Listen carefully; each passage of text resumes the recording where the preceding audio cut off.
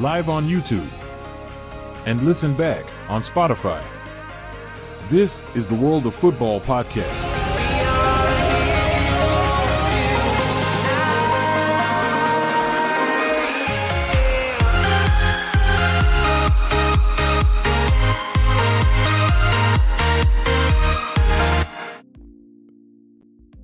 What a weekend it's been, lads. And saying that, with all the breaking news that's come out today, what a day it's been. Welcome everyone to the World of Football podcast on this, the 15th of January. Can't believe I'm saying it, 2024. What is going on, lads? And boy, have we got a show for you tonight. We've got a tier list. We're talking about my club again. Oh boy, we're talking about a club that I don't like, but I now feel sorry for. I never thought I'd be saying that. And we're going to be talking about today's breaking news. But let's welcome in the lads. Hudo Lashy, how are you? Do you know what? Based on the show you've got ready for us tonight, I'm actually considering going trouserless because it is that good, and I can't wait for this show. What a sight that would be, Julio. But Reece, welcome back once again. How are you, sir? Loving the Bullet Club, by the way. Thing of beauty. I picked it up before I went to Wembley last year. I'm good, thanks. I'm good. Here for another cracking show. There is definitely a lot to get through tonight, and a very interesting front three that we're going to be talking about as well, amongst other things, because that's going to divulge point of view and discussion. But yeah, let's fire into what we've got in store for this evening. 100%. Anyone who's wondering for the spoiler, Dwight York. Boy, that front three looks incredible if you can pull it off. But welcome into the four of you that are in here as well. Make sure to support the channel, guys. Like, comment, subscribe, do what you can to support the podcast. Follow us, listen to us back in your car, whatever you're doing, on the train, in the air, in the gym. Or if you're in the middle of an assassination attempt, we happily take kills too. Literally, just go onto your little phone. Look at this masterpiece that I made as well. Go onto your phone, pop on Spotify, push that heart button, press the play button, stick it in your ear. All done, bish, bash, bosh. But let's get on with it straight away. And lastly as well, if you like wrestling, check out the Weekly Steel Chair because it's back this week in a bombshell. I cannot wait for this. Need to get on that channel again, guys. But we're going to start with some breaking news. Promise. I cannot wait. Breaking news. Coming out today from the Premier League, Nottingham Forest and Everton both being accused and charged with breaking FFP rules. Everton, this is their second charge. Nottingham Forest, this is their first charge in the Premier League as well. I know we've obviously had the Man City saga where they've been charged before, but as you know, nothing's happened from there. But with the way that the Premier League have described it and the way it's been reported, it looks like both clubs are going to be punished again. And with what it looks like as well, I don't know how they're going to be able to do it. I have a theory. Even though the fact that they have to wait for the appeal to happen. But if Everton get found guilty again and the appeal fails, this is going to be some huge punishment. I'm going to go to you first, Reece. What's your sort of making of the news? And with these two clubs, did you see it coming? I have a theory, but also I want to put a congratulations in order, and the congratulations goes to Chelsea for actually proving their books were actually solid. Chelsea passed with flying colours according to the individual adjudicator, so shout out to Chelsea for actually doing something right for a change. My theory is this: if Everton are found guilty, that's it. Their Premier League stay is officially over. I would do several things to Everton. So I know a few of Everton fans actually watch our podcast, so I am very sorry for what I'm about to say here, because I don't mean disrespect on your club, but I do for your owners. First things first. One, I would fine Everton 50 million. Like, forget cheap fight fees. I would go big value. I would hit them hard. 50 million. Because if anything, Premier League clubs can do it. I would certainly go in. Algeria are playing. Let me know if Ismail Benacer's playing and how he gets on, because I'm hoping he has a good game. What an absolute baller. Secondly, I would deduct Everton every single point they have, and I would put them on to -20. So I would remove all their points they've got, whatever they're on, which is incredibly harsh, I know, and I'd put them on to -20, which effectively guarantees Everton relegation. And the reason that is because the amount of breaches they've done, the amount of money they've wasted, which is well over 800 million. I've mentioned this numerous times on this podcast before, on every single home the podcast has been on. The amount of money they've wasted since 2014 when Ronald Koeman was appointed manager is beyond a joke. They're trying to spend on a new stadium. Understandable. That's more money. That's a different type of money being used. But the amount of money that Everton have wasted in the 10 years alone, and the charges, the fact they've broken the £300 million that you've got to do over 3 years, Everton have got no coming back from this. In a specific balancing point, they don't have the assets to sell to make up the charge as well if they're to sell players. They don't have a player that you can command a big fee for. So it actually proves a point where the likes of Mashiri and all that's involved, how they're trying to sell the club, they're not going to get it from this. And I think this could actually put off new owners as well, because it's a perspective point that Everton are a big club, they're a prestigious club in English football. But when you look at that perspective, you're not really going to think about, well, they've got a new stadium coming in, but they're in a bad financial situation. Can we actually afford to take them on? I don't think there's a lot of owners out there, prospective owners, that will bite the bullet and jump the gun. Forest, I think they'll just get a heavy fine. A lot of people are thinking they'll get relegated from this, they'll get a points deduction. I don't. I think they'll just get a heavy fine, and if they do it again, then they'll get a heavy points deduction. After this, I do think the next club is Wolves. I think Wolves are next. But at the moment, Everton hit them hard. Their fans, I feel sorry for, but 100%. I've said it before, it's the owners and that board that needs to be punished. There's no bigger way of punishing them than hitting them like in their coffers, and you've got to take the points off them again. Like 10 points isn't enough. Hit them where it hurts, -20. That's 100%. What it should be for any Premier League club going forward. That's what you should be hit with. Yeah, because speaking about Wolves as well, because I've been doing some background research into it, the way that they've been in the last couple of seasons and being careful, you could say, sort of goes to show that they are trying. And like, say, for example, a Mashiri or a Marinakis as well, their owners are being really sensible about it, trying to balance the books, bringing in a Gary O'Neill who's done well at Bournemouth to solidify them in the Premier League.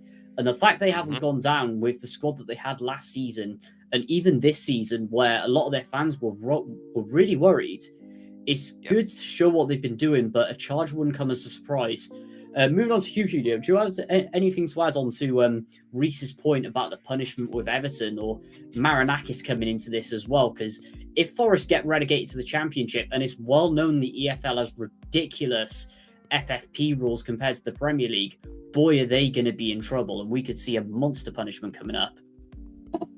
Yeah, I think Reece has hit the nail on the head with that, where it's simply mismanagement. You know, I know obviously after the last points deduction and everyone's calling for Man City, but on this occasion I don't really want to hear about Manchester City, because it's a broken record conversation.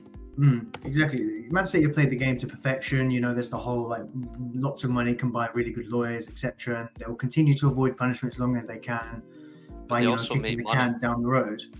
They also make money. Like, people are forgetting this as well. Like, Man City make money. I mean, they might not make the money of a Man United or a Real Madrid or a Barcelona. Like that whole Deloitte thing that they're the richest, the richest club in terms of revenue. We all know that's a lie. We all know that's a lie. It just depends what sponsors are real or not. Do you know what I mean?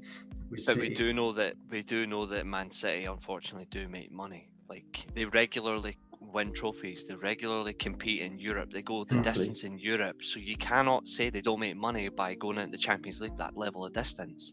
They make shit ton of money. Sorry, I cut you off there, but I'm just pointing the fact, like, we can't. You said exactly what I was going to say. That's the reason why Man City stay within the region. Like, Biggest example, comparing Man why City to Newcastle's Everton. good. That's why Exactly. Newcastle's good. Like, the thing is, what have Everton won in the last 10 years? Or should I say, what have Everton won since the 1990s? Oh, they've won a few things.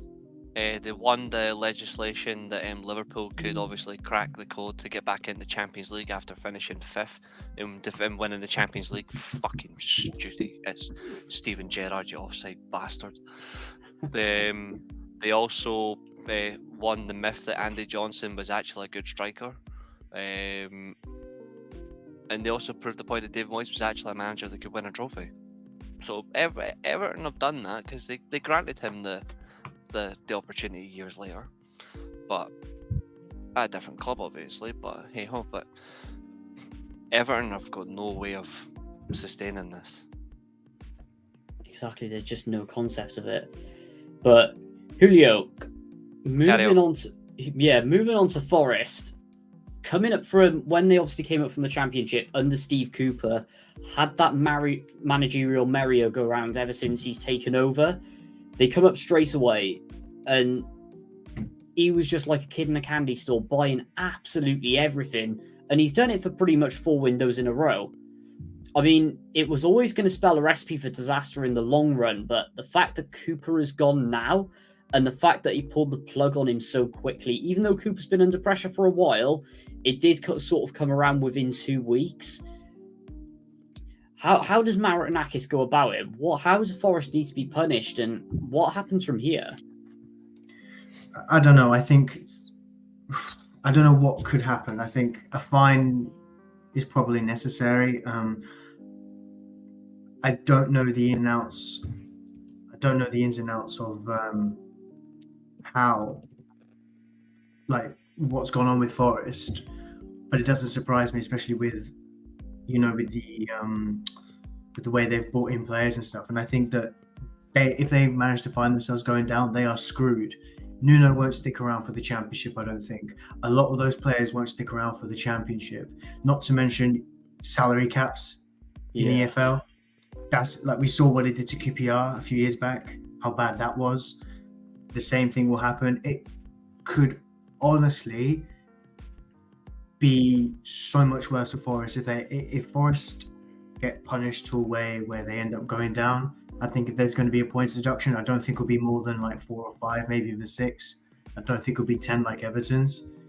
But I think if they go down, Forest are screwed, because we've seen how many players they've brought in. We could see the same level of players go out, not because they want them to either. A lot of those players will go like, we didn't want to go down. For all we know, there could be relegation clauses in those contracts, which means players get to leave for low money. If they go down, teams that have just come up, for example, like let's say Forest went down this season, Leicester, Ipswich, and let's say Leeds win the playoffs, for example, they could, for all we know, there could be relegation clauses in those contracts and pick players up on the cheap from Forest. Just absolutely decimate that squad. I don't think I have a feeling I can say this comfortably. I don't think any Forest player has a relegation clause. None. I'm just giving the only teams I think that actually do have a relegation clause will be the likes of Bournemouth. The likes of Bournemouth, Burnley, because they've only just came up to the Premier League. I also think there's a lot with Everton as well, just to get that encouragement to sign them, obviously, to the club. But the thing is, say, for example, if they get punished, then they can quickly get out of there. Forest have sellable assets, and I think it's kind of like it's a nice little coefficient where if you're a sellable asset, players will act like it. So a lot of those players that they have maybe two. They can get moves. A lot of those players can get moves. They have one definite sellable asset. They have one definite sellable asset, maybe 2. I think the only big sellable asset they've got is Gibbs White. How about Owoni as well? Second. He's who I was thinking of, just as a big brute striker. But other than that, when I look at the rest of their team, I think their team's good, but I don't think they're big sellable assets. I'm not saying they're big sellable assets, but what I'm saying is they are players that they can get a move. There's a few players that probably wouldn't be able to get a move, but a lot of those players I could see getting a move somewhere and staying in the Premier League in some format. I think the one thing is though is like when you look at that team as well, and the way that Marinakis has brought them in, I don't think they're going to bail so quickly. Because the fact is, like, a lot of these players, like, yeah, they might get offers to go elsewhere in the Premier League, but I think one, they'll take a chance to try and get Forest back up, but also Marinakis has actually gave them a chance, like their first big break in the Prem. I don't think they're likely to just run. I think the likes of Gibbs White will actually owe that to Forest for them actually giving him a bigger chance in the Premier League compared to his previous club. Like, they actually want to stand by him. I also you'll think see, I think they have that loyalty to Forest. Like some of those players, I think they will have genuine loyalty. But the fact is, like, they've spent to bring them in, like, and all that. Yeah, exactly. I think with Gibbs White as well, it's this massive loyalty, I think, under Steve Cooper. He was the reason that he came in for me. And say, for example, if Forest do go down and somehow Cooper gets another Premier League job, bang, Gibbs White is going with him. Numerous players, I think, in that squad will go with Cooper. Well, we still don't know what's going to happen. He was the uniting force there. Well, we still don't know what's happening with David Moyes with the West Ham job. We don't know if he's leaving at the end of the season. Like, if he doesn't, if he does, then Cooper feasibly could walk into the West Ham job. Although, to be fair, I don't think he should get that job. I think it should still go to Lopetegui. But West Ham will go for a big name. But obviously, we'll come to that in our good tier list. But I think Steve Cooper, if he does get another Premier League job, I agree. Like, if it has money behind it, Gibbs White is definitely going to be one of those signings. But I think Gibbs White is good enough to get into any other top 6 Premier League team. Like, he might not start for a Man City, but I think he starts for the 5 clubs after City. I think he starts for Man United quite comfortably. I think he starts for Arsenal. I think he starts for Liverpool, because I don't trust the Liverpool midfield. I think he walks into Newcastle, like, immediately walks into Newcastle, because their midfield, apart from Bruno Guimaraes, is average. And then I look at, I think he definitely gets into Brighton for me, and also Brentford, moving down. Yeah. And I think he starts for Chelsea quite easy as well. With what they've got in midfield, in particular, how and Villa as well. Yeah, Villa, he'd be brilliant in that Villa system. Unai Emery would love to work with a player like him. That would be amazing. A combative midfielder that loves to create and score goals. Like, that's Unai Emery all over. 100%. Looks like Algeria just went 2-0 up then as well. Nice little bicycle kick, but... Jesus. Offside. Never mind. That's going. But just before we wrap up and move on to the next topic. It's fucking 3-0 at Atlanta as well, and it's only 40 minutes in. Wow. Jesus. Smooth moving. They're playing Frosinone, to be fair, so no surprise. No, that's all over it. Still, exactly. But yeah, before we move on to our next topic, is there any other Premier League sides that we really need to worry about maybe getting an FFP breach? Or a charge of FFP breach, I should say. United. Yep. Yeah, Man United definitely one on the list. Man City you can count out. Same with Chelsea. I don't know why I just can't see Chelsea getting one, even with the amount of money that's been spent. Thinking down the table, Wolves obviously. Newcastle currently, there's murmurs with Newcastle. Yeah. I don't know how in depth they are or how much they should be read into. The Wolves suggestion was a very accurate suggestion. That one's been coming for years. I also think Burnley could be in trouble as well if they go back down. If Burnley go down, they will be in trouble. Yeah, 100%. Especially with the spending. But aside from that, that was very interesting. Moving swiftly on to another club that's in a crisis. I never thought I would ever say, as a Cardiff City fan, I feel sorry for Reading. Dai Young is by far the most disgraceful owner in the whole of the 92. it is very interesting as well with what the EFL have come out with today, because we've seen it a lot in the past. They're very, very quick to punish, and in particular punish clubs as well. But on this occasion, they are fully going for Die Young, which is refreshing to see. And in their statement today, because obviously we had what the Reading fans did over the weekend, invade the pitch, get the match abandoned, which in my eyes is absolutely brilliant as a protest. And the EFL have come out today and basically said, we're not going to punish Reading. Fantastic. And that everything should be aimed on Die Young. What's your thoughts on it, guys? One Oh, moment. where's he going on that one? Let's have a look. Look at anyone who's listening on Spotify, we're looking at Jordan Henderson, by the way.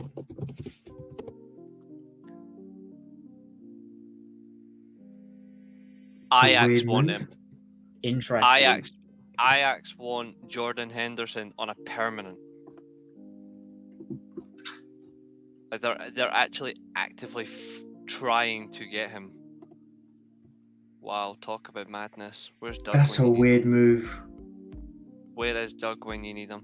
But yeah, I was just looking to see. I was just trying to see who was winning what award at the FIFA Best Awards, and some of them doesn't surprise me. Yeah, Wankers. I saw Edison won the keeper award. Mary Earps won the women's one.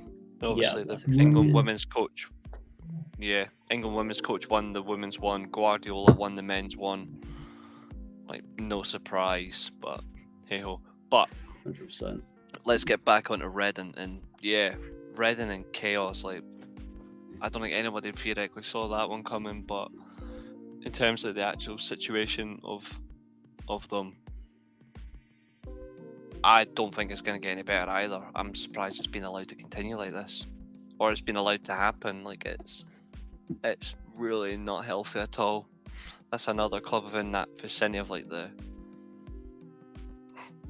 I mean, to be fair, I've got like a little bit of soft spot for Reading, but that's only because of the Reading team that finished 8th in the Premier League. Sorry, 7th in the Premier League back in like late 2000s, but that's because obviously they were managed by an ex-United player. So I've got a little bit of like 100%. I've got a little bit of sympathy in that respect. But in terms of the actual situation of the club, like, it's not going to get any better at all. I don't see that getting better. A lot's gone wrong at Reading for a long time now. I mean, it's pretty much gone downhill for Reading ever since Die Young and I think he was another member of his family when they became the majority shareholders. And the minute they got their claws stunk in, that was it. Yeah, they lost the playoff final to Huddersfield, and this was a team that was always finishing around the playoffs in those years after they went down. But after that, it's been poor, and the bigger problem started just over 2 years ago when they were docked 6 points for exceeding a permitted loss limit.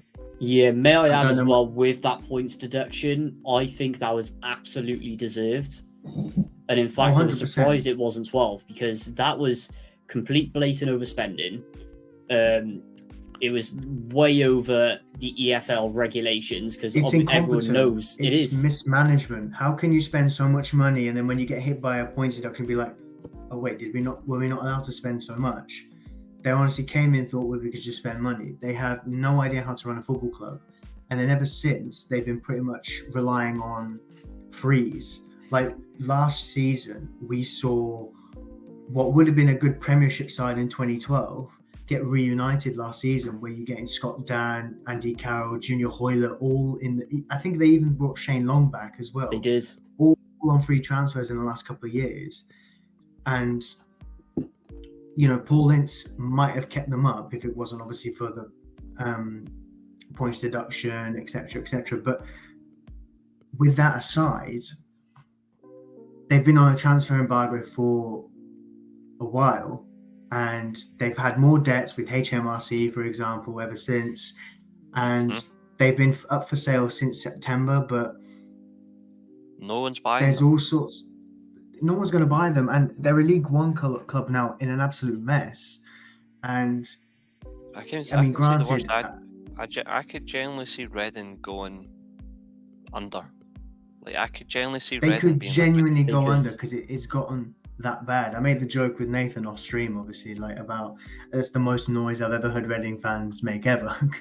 But from a football fan perspective, as a neutral, you've got to feel sorry for any fan of any football club who has to witness the thing that they go and watch every week. Mm-hmm. You know, some people, the team they support is their mood. It literally like gets their mood up for the week after, whatever. And to see fans obviously witness that punish with the clowns. Reading. You punish the clowns, but the fans get Yeah. even bigger punishment. It's just wrong. Is there Exactly. any way that someone could get involved? Someone from, I don't know whether there's like some kind of someone in the government or someone in the EFL who can get involved and maybe, because the same way, you know how the government obviously stepped in with the Abramovich sale and made him do a quick sale. Is there a need for someone in the EFL to be able to do this, like an independent regulator of some kind, to say that was different though. The government are trying to I'm not force saying it's the something same through thing. Parliament, Reece, apparently. read between the lines. I'm not saying it's the No, same I'm thing. saying, Obviously, like, that was Russia. no, that was I based am. on the I'm whole saying- war in Russia. But But that's the thing. Like, is there a need for someone to be able to come in and have that kind of impact, that kind of say, that kind of emphasis? There is, but the reason I'm saying like it's entirely different is because like with the Abramovich situation is there is a war going on. Abramovich stole money, like Abramovich, like all Abramovich's wealth, he stole it from his own government. He stole it from his own government, made money off the oil, made him an oligarch, made him even richer than his entire government because he stole from his government. He stole from his country. That gave him that insane wealth. When you look at like the Reading situation, there's no outside circumstance that's going to allow government to get involved unless they actually do legislation on how money is spent in football. And football clubs aren't going to agree to that. Like, let's be real, the government can do one thing, but football clubs can tell them to fuck off in the same circumstance. It's not really, unless it was mandatory. I don't see anything happening from a legislative perspective. Like, the government have got no power in this circumstance. They've got none, and governments don't care. Of course not. Like, governments care that little that they only stepped involved with the Abramovich situation because of a war going on that the fucking British love to get involved in. They should have just left Abramovich alone. Like, who cares? The whole thing in Russia had nothing to do with Abramovich. Abramovich just loved to make money. They should, if he wanted to stay in charge of like fucking Chelsea, they should have left it. As far as I'm concerned, he should still be the Chelsea owner. That's very interesting. From what the EFL said earlier today, it looks like that with obviously what we've seen from them in the past, they do appear to be changing the approach of Reading because they can actually see that it is just Die Young trying to completely kill this club. And instead of going, right, we're going to stop punishing Reading on the pitch, we are going to go straight for Die Young. Fines, fines, fines, fines, fines.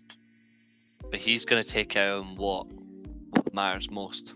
He'll take Exactly. it out on the club. He'll take it out. He'll take Which it on the will fans as then, well. it will then shoot themselves in the foot because obviously if it's taken out the club, that's going to be another breach in some way, which will then force the EFL's hand on another points deduction. I mean, it's pretty much already said they will. It's pretty much here and said that Reading will be playing League 2 football next season. No doubt about it, with just the way that this has been messed up. I think they can go further than that just because they've got that control. Yeah. I could effectively see them saying, well, we're not even going to put you in League 2. Potentially seeing, as Doug's just put in the chat as well, could we be seeing another Bury at this point? I worry we could, genuinely. I don't want it to happen, but...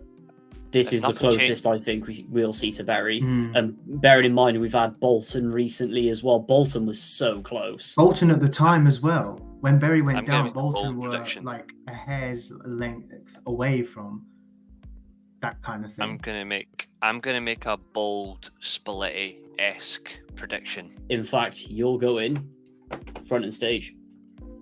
If the Reading situation is not cleared up in 18 months' time, Reading will no longer be a club in 2026. Interesting. I That's don't 2 think that's years. as bold as Reece thinks. It's bold when the fact is, I said, if it's not cleared up in 18 months. No, that's So what I they've- mean. 18 months. We've seen what it's like. It takes a long time for a club to grow properly and build up, but it takes a lot less time for it to sink. Mm. We've already seen governments refuse to get involved with names before. For example, Like- Southend, I know they're starting to rise up a little bit, a tiny bit now, but the way they've sank is ridiculous. Look at Scunthorpe. I don't know. I Championships and genuinely National don't know. League South. Same with Yeovil as well. I don't think you're going to see anything, but this is what I don't understand about. Do you remember the tweets that went out after the Berry situation, and people were blaming Man United and Man City for not getting involved, and I'm like, but why should they? Like, and I don't mean that in a disrespectful way to Berry, but why should Man United or Man City step in to save Berry? It's not on Man United and Man City to do that. Just like, why would... Can I be honest with you Say- about something? Like, Just- say, like, another thing as well, like, say Crystal Palace were going under. Does that mean Tottenham, Chelsea or Arsenal have got to save them? No. Like, or what about if Partick Thistle was to go down? Does that mean Rangers or Celtic have got to step in? Well, they fuck. Like, it's not on them. Like, it's on whoever is involved with the club who's actually being involved in negotiations to try and save the club. They need to prove their wealth. They need to prove they've got the funds available, and they've got to actually show they can actually sustain an ownership. Other football clubs shouldn't be getting involved. Not unless it's like an extreme circumstance. Like, the only extreme circumstance where a club has got involved to save a club was the 50s, when Real Madrid personally got involved to save Man United. Completely different. This is, on the other hand, we shouldn't be expecting those big clubs to be getting involved to save these smaller clubs. It should be the way that the Premier League and the Football League itself is run, where money and how it's distributed and how it's effectively used needs to be adjudicated from top to bottom. That doesn't mean the Premier League clubs that have got all that money should be using their own hard-earned money to save another club, because that's fucking outlandishly stupid. But I don't see the need. So when I know it was a big point at the time where people were saying, "Oh, Man United and Man City should save Bury." I was one of the first people that said, "Should they buggery?" Because they shouldn't. Like, I think that's an insult to those two clubs as well, that they have to get involved. I think so, because at the end of the day, it should be the league's responsibility. And I think that Doug's comment has a massive part to play in it. I think since COVID, and obviously, well, the demonetized virus, as everyone used to call it back in the day, but even then, when we had Bury and Macclesfield right before, it does feel like a lot of we're seeing a lot more points deductions now. Like, since over COVID, we were like getting points deductions every single season from idiotic owners, transfer embargoes galore, just in like League One, League Two, and in particular the Championship. Everyone who's in the bottom half has got off the pitch problems. Yep. It says it massively with what's gone wrong. I know, obviously, you got the financial implications, which can't be helped with, in particular after COVID, in some cases. But then again, there is a lot of delusion as well across the owner base, that wrong decisions being made, overspending. The list goes on and on and on, to be honest. What makes me laugh is the jokes that people have made towards the likes of like Italian clubs. Italian clubs can't sell out their stadiums and all that, but yet name me one Italian club from Serie A down to Serie C. Name me one club that's in a financial situation in Italy. I can tell you, none.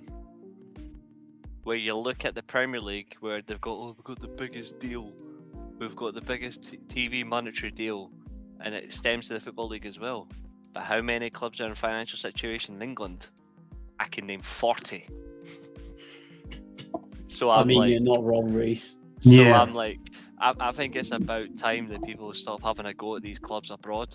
They're so much smarter in managing their financial aspects.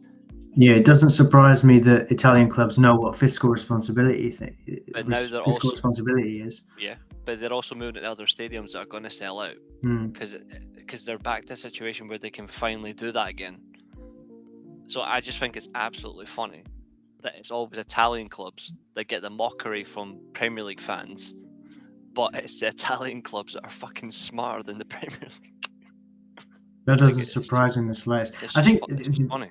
the other thing is as well, especially since after COVID, there's obviously been, we saw what happened with Derby. Well, owners will spend as much money as they can to get promoted Yeah. Mm-hmm.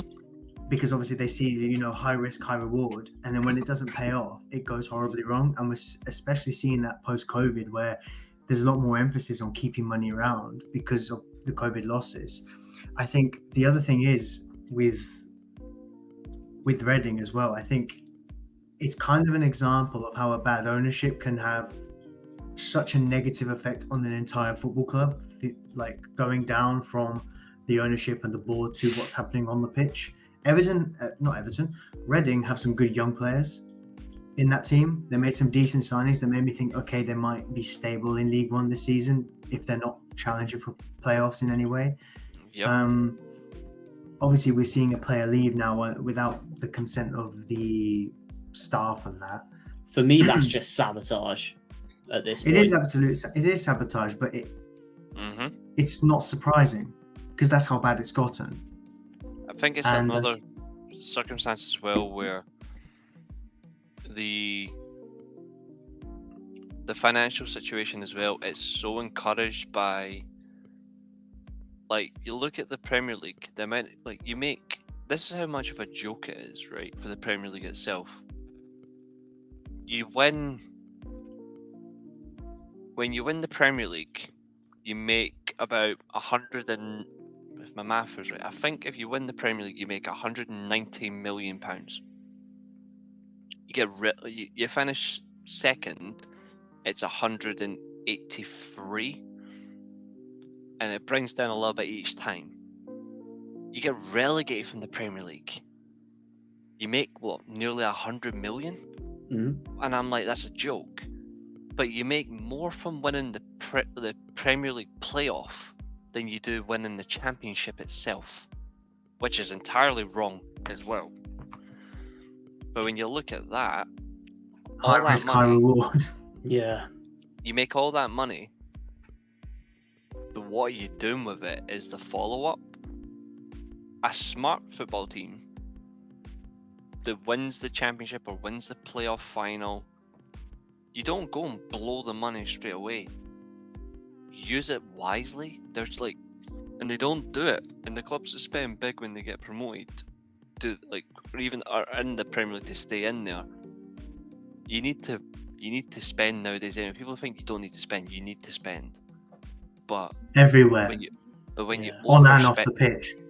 when you overspend, that's when things go wrong. But they overspend without a clear sense of direction. If you sort that out, you're never going to be in financial problems. 100%. Would you have anything to add before we move swiftly on? No, I could just say that Reading fans were all with you from a neutral perspective. We can only hope that, because obviously I've got a bit of an attachment to Reading, having studied, still technically studying there, just away from the place. But just we can only hope it only goes uphill, because it could go drastically downhill, and that's not.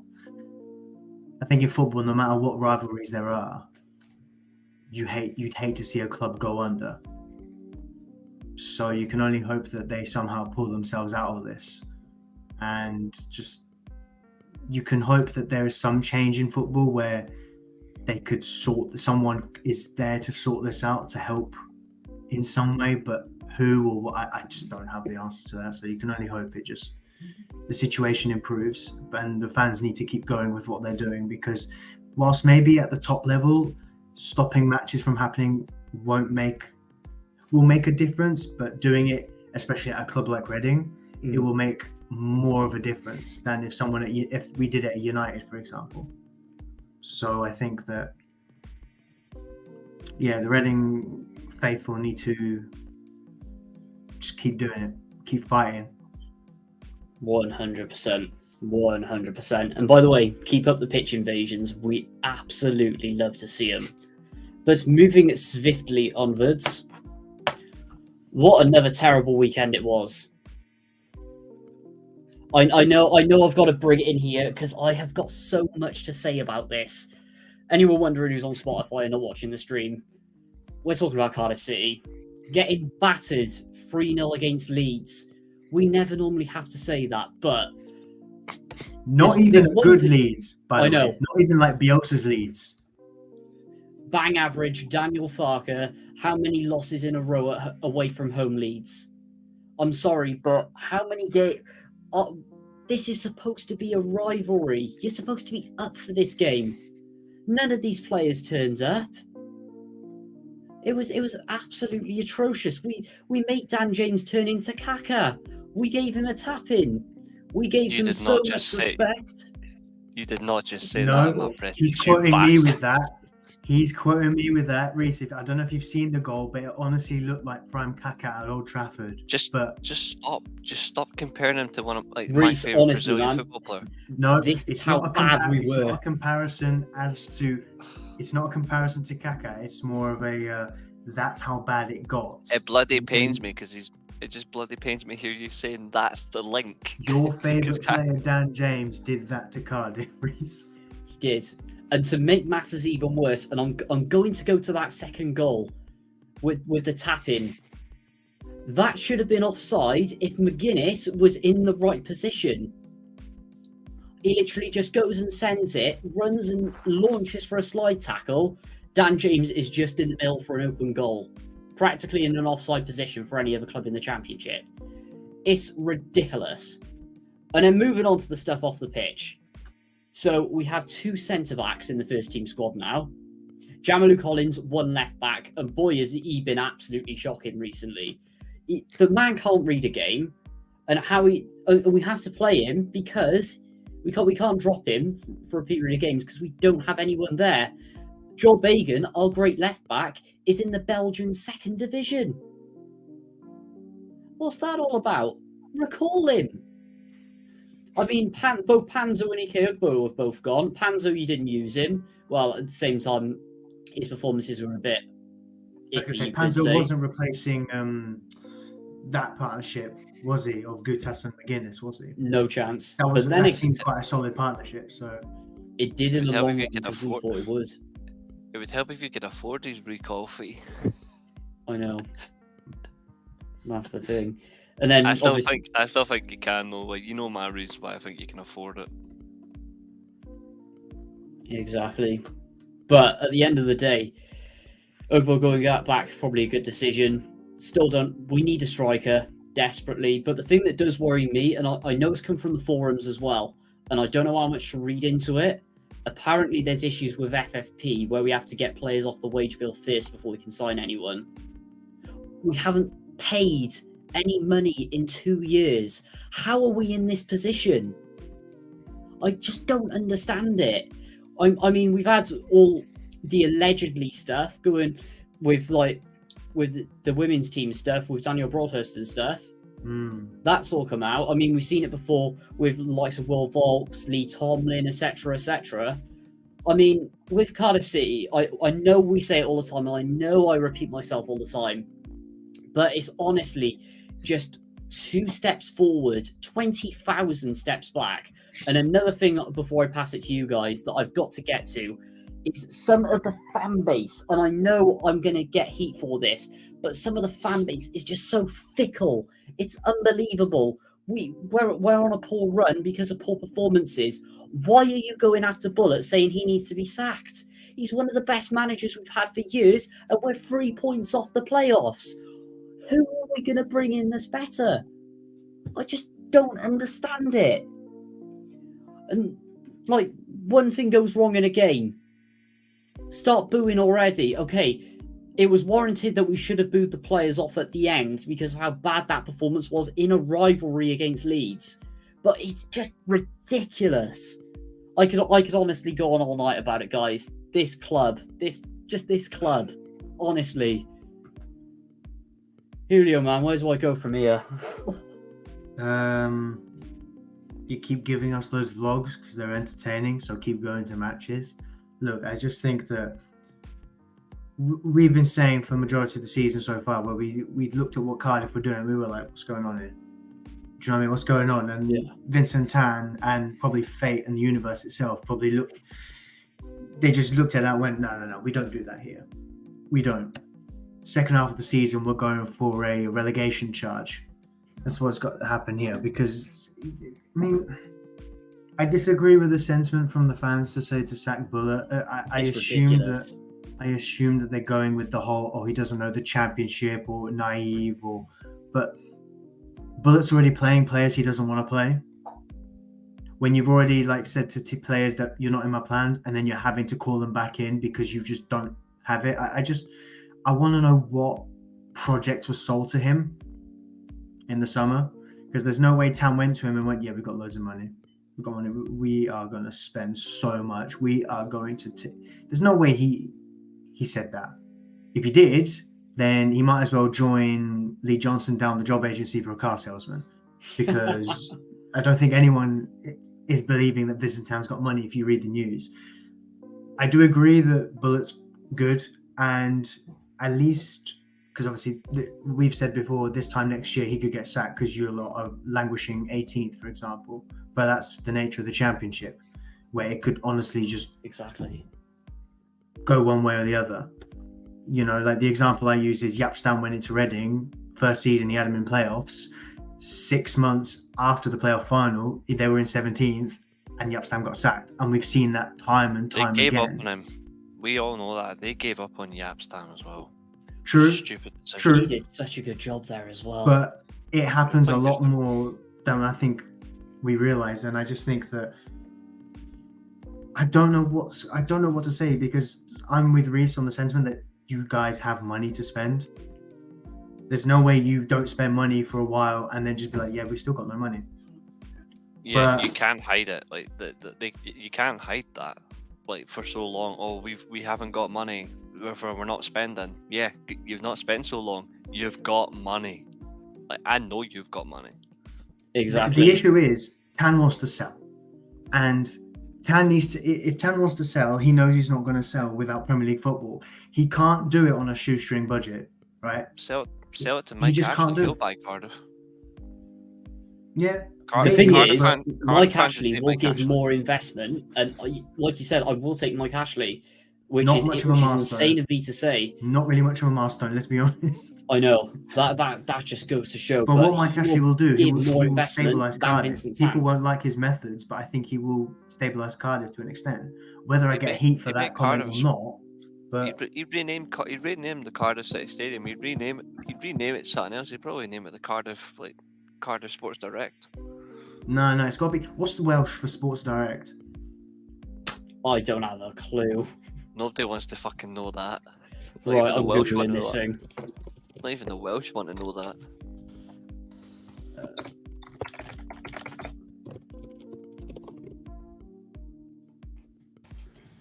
He's probably going to use the last word. Union Girchol. The Cardiff Union Girchol Stadium. I think that's the translation for yes, Quara Union Gutrol. Yeah, that final word, just add Cardiff in front of that. That's the new Quara Union Gutrol. I absolutely messed that up. I apologise for any Welsh speakers that are watching this, if there are any. But call the shithole. The thing is, though, if it brings money in, as much as I don't like stadium sponsors, I don't think I'd mind it at the minute. If it gets a stability, if it gets a Premier League football, I wouldn't mind. You're saying this from a point of view where your owner is not doing anything to look after the club, let alone, not even to tread water, let alone to make you go places. You know, and I think that I think it's very easy for me to say this. I think if Tan wants to sell, he has to put some money in first and hope he can get some money back. Do you know what I mean? Like a high risk, high reward kind of thing. But he's not going to do it, and it's a shame because that striker and maybe that free agent left back or loan left back or whatever might just be the difference between finishing in the bottom half and finishing closer to the playoffs. But One thing I don't know. One thing as well, though, like it's stupidly accurate about Mike Ashley as well, is if he was the Cardiff owner, for example, obviously Newcastle fans have got like a distaste to the fact that he kept wanting to sell for so many years, and he wasn't investing. But the thing is, though, is like whatever they were making, he was at least trying to. He was always upfront with managers, like, well, we've made this year. This is what you've got as a budget. If it's 25 million, that's what you've got. But you've got 25 million to spend. He tried to be fiscally responsible, didn't he? The one summer I remember him spending was the summer of like Mitrovic, Wijnaldum, Tovan, and he went down. I just think he saw the risk around that and just. I think he would gladly. Got horrified. I think he would give Cardiff if Cardiff were in, like, say first season of him in the Championship, I think he would give 10-15 million to spend, which is exactly what you should be spending anyway. And then he'll say, right, we're in the we're now in the Premier League, we've made a little bit of money, so we're going to spend. Here's 30 million to whoever your manager is. Say it's the same manager, but okay, you've got 30 million to spend. Okay, that's fine. It's all about just getting experience now in this team. You see where it goes. But then the big benefit is the fact that you get, like, say it's another year in the Championship. Like, I think what Mike Ashley could do is Mike Ashley could make Cardiff a genuinely stable Premier League club. And year on year, you're spending just a little bit more. The 30 million gradually goes up to 50 million. And then it goes up to 60 million, 70 million, depending on what you make. But you're not going to see your club spending 100 million every single year. But what you're going to be seeing is 2 or 3 seasons, you'll be spending. It'll feel like it'll feel like the mid 2000s game where a £40 million signing is treated like a £40 million signing, where it is make or break. You will see that where Cardiff will spend 20-25 million on a player, and you'll be like, okay, is this guy going to be it? He is make or break for us. But you'll actually see where you'll be forced to stand by that player. But that also means you'll be standing by that manager, because it's the manager who's making that impact. And I think you'll see that. But another thing as well is, like, your stadium will be full again. Yeah. Like, because like Mike Ashley's a dick. But the one thing Mike Ashley does do, though, is he keeps you afloat. I don't think Newcastle once were under a situation where they were going under. The fans were going to games. That's what's funny. They were complaining about Mike Ashley, but he was actually keeping them afloat. The only thing he did do wrong was, I don't think he pumped in enough, like much more money, where they could have went further up the league, where they had some good players.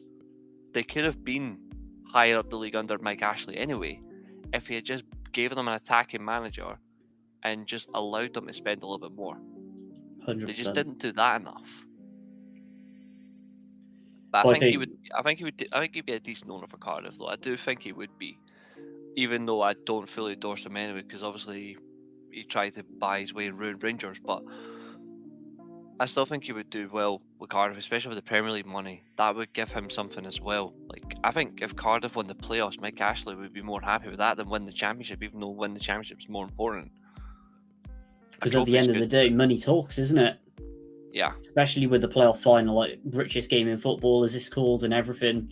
But the amount of money that you would get to pump into your team from that alone, like that's enough to sort out. The one thing as well, like, if you won that playoff game, I think the first thing you would do immediately is sign players on contracts.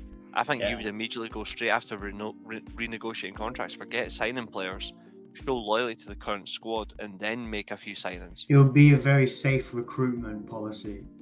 I think you'd probably see, like, not Premier League rejects, but anyone who went down, anyone who is already in the would Premier be- League but not in the first team. But it will be a very safe recruitment policy, I think.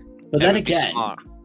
towards the end of the Ridsdale era, before Vincent Tan came in, that was our philosophy. It was getting big names and safe signings, and on the other end of the spectrum, pushing through young players and also really cheap signings that have gone under the radar. It's like, for example, pairing the likes of Robbie Fowler, Jimmy Floyd, Hasselbank with your Aaron Ramseys and your Peter Whittinghams, and then obviously having Chopper and Bothroyd, that upfront partnership. Whereas you look to now with what we've got, I mean, okay, a bit of the Cardiff way has come back with, I sound like a Swansea fan here, but obviously Aaron Ramsey in there. But aside from that, where is like your extremely safe championship signings that you know are going to prove themselves and push forward? I mean, people will say, oh, you got Callum Robinson. Yeah, he's just been dropped for 3 dreadful performances in a row and hasn't exactly lit a tree since he's been here. If Not you to put play any Chelsea disrespect every to week, him. you'd be fine. If you play Chelsea every week, Callum Robinson would look like the best player on the pitch. Exactly. Even though we still lose 4-1 as we always do to Chelsea, or get think Craig you would get- Coulson's. Get that goal. I think you'll see circumstance being that if I think he would take the bullet. I'm surprised no one at your club is actively trying to get an owner like Mike Ashley. Especially for the fact he's also like a British owner as well. He understands the British game, even though he is a clown. Exactly. He would you know what- do you certainly know as well? do something. If Tan invested some money into players that are, like, you know, for resale value, like Yeah. buying players to be able to sell on. You're cooking. Exactly. It's almost a safe recruitment policy. I'm not talking like build an entire maybe build a youth academy, obviously, but not focus To on be that. fair, If you- we're trying to get a category 1. The one thing I will give to the club, in particular Steve Borley as well, who does all the infrastructure projects, is we've just opened our new youth academy. It looks amazing. We're trying to get category 1 status. If we can get that going, it's going to be amazing. But the thing I want to bring on screen, because what you've made is a very good point. I've been saying this for ages about resale value with players. I actually want to see this of who are record sales, because when it's compared to the rest of the championship, I think it's really low. If I Right, can, there's you one go thing record that's- departures. I want to have a look at that. So that's that. So I want to have a look at this. Just looking at one thing. Wow, that is staggering. I was looking at richest men in from like UK richest men, right? So we all know Jim Ratcliffe is the most expensive. Is the most richest man from the UK. Yeah. Mike Ashley is actually the second richest man from the UK. 5.3 billion in the US dollars is what he's worth. In US dollars, Ratcliffe is worth 21.4. That is That's insane. staggering. Compared to Vincent Tan's net worth, which is 695 million. It's like 5-6 times his wealth. Mike Ashley is what? 5 or 6 for that. Gary That's the Medel perspective you've got was. to look. But I mean, looking at this list, I mean, going from obviously taking out sort of the top 5, and most of them are from 14-15. I still Like don't know 6 how to you 10 managed to When say- they went all down. 2000s. Can I just point out, like, I still don't Kiefer understand. Moore is the only one after the turn of the decade, and that was only about a £2 million profit. I still don't understand how Cardiff signed Gary Medel. To this day, I still don't understand it. Honestly, that was the Did time when we had did Cardiff brains. lose money on the Medel sale? No, I think we made money. How Yeah, I much think though? we It made, wasn't a lot. I think was it was about 2 million. It wasn't much. A lot of them aren't that. Like, I'm pretty sure Stephen Colker was an £8 million signing, and you're We selling him spent for so 10 much after a money. year. Shocking. You're basically breaking even with a lot of those transfers I mean, As- Bobby on Reed's the another whole. one as well. on the whole.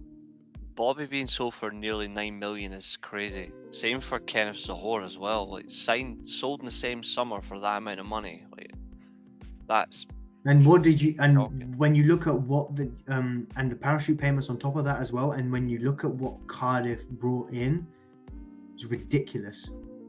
Exactly. Obviously, this was Wait. the same year of the Luis Diaz whole debacle I think with it's- Vincent Tan. That was I ridiculous. find it quite. I think it's quite stupid of them as well as a team, Cardiff. Like when you look at Kiefer Moore, when you look at Kenneth Zohore, when you look at when you look at I had no Yeah, idea Bobby. Glenn Louvens played for Cardiff. Sorry. yeah, he was. Oh crap. yeah, he was good for crap. us.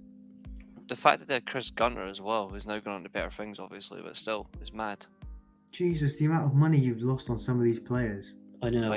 Michael Chopra twice, but when you look at the likes of Zohore, Reed, and just Kiefer Moore, selling them within a couple of years apart, you're selling them to league rivals.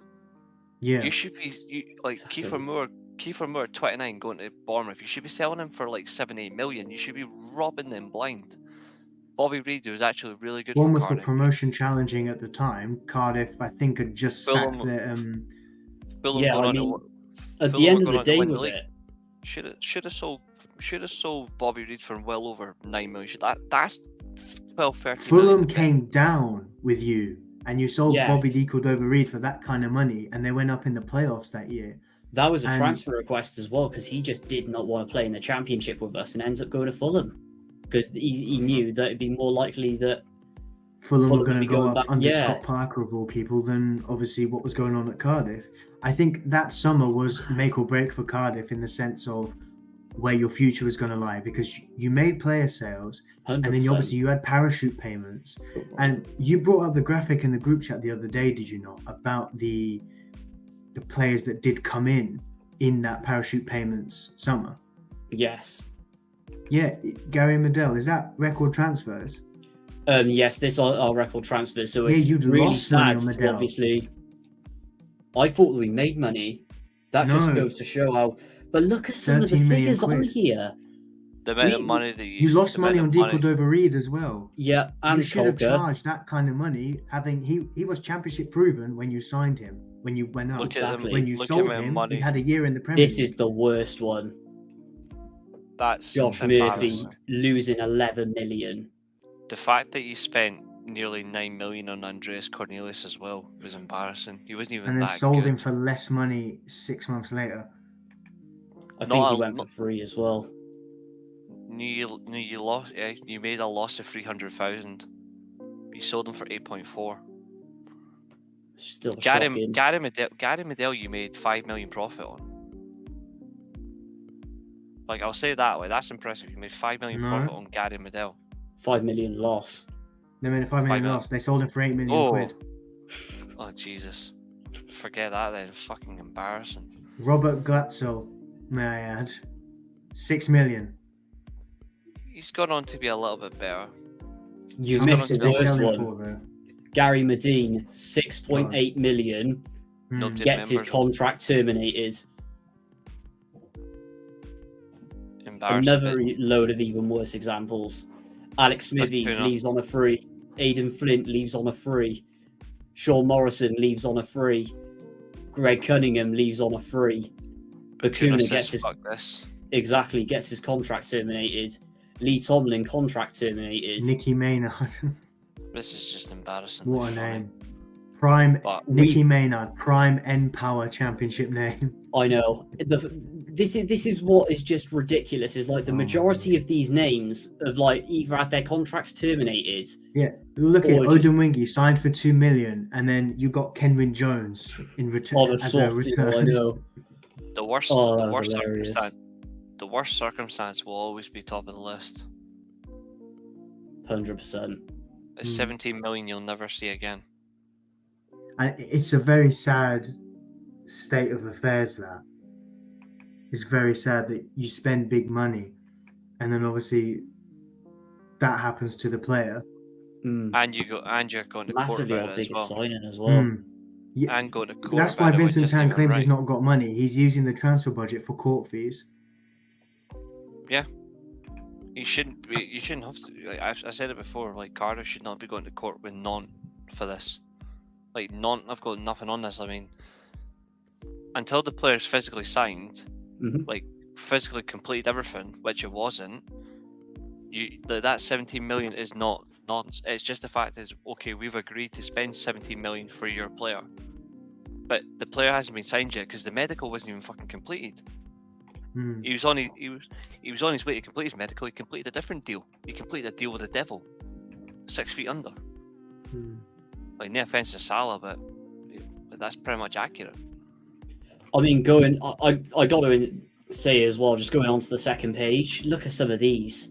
Isaac Vassell, 2 million, played a handful of games. Ricky Lambert, 2 million signing, yet retires straight away. I love the fact that a loan fee for some of Wilfried these. Zaha makes the list.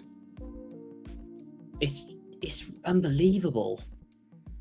Didn't And even mind it. then, 0102, Kenny Miller. 0102. I forgot Kenny Miller as well. He fucked off to Turkey before coming back up here. He did. Oh, it's just mental. Oh, Max Waters. Who? That still blows my mind. Never heard of him. I can't That's the even problem. see any good £1 million signings here. Barely. Just pure wastes of money. You had an abundance of strikers about 2-3 years ago, and just none of them produced any goods whatsoever. David Marshall, how many times did you let him go? That's when he was 24. You let him go at 24, you let him go at 28, and you let him go at 31. Like, Jesus Christ. Stephen Thompson, fucking hell. Oh, that's a blast. Glenn One Lewis. colour. Imagine Again. January in the Premier League and you're signing a centre back for 350k from Sevilla. It's Paul Quinn. Paul Juan Quinn as well Carla, for the same just- fee. It's hilarious. Yeah, I'm talking about Juan Carla from Sevilla. Yeah. That's quite awkward when you He call was just a Juan Carla. meme. It's a shame that he's called Juan Carla because in Scottish we're just calling him Wanker. Yeah. Like that. Oh, Andy Saville. Oh, I hope he's not Jimmy's son. You had Ross McCormack on your books. Neil Alexander. And he was the top scorer under us as well. Neil Alexander. What a good goalkeeper.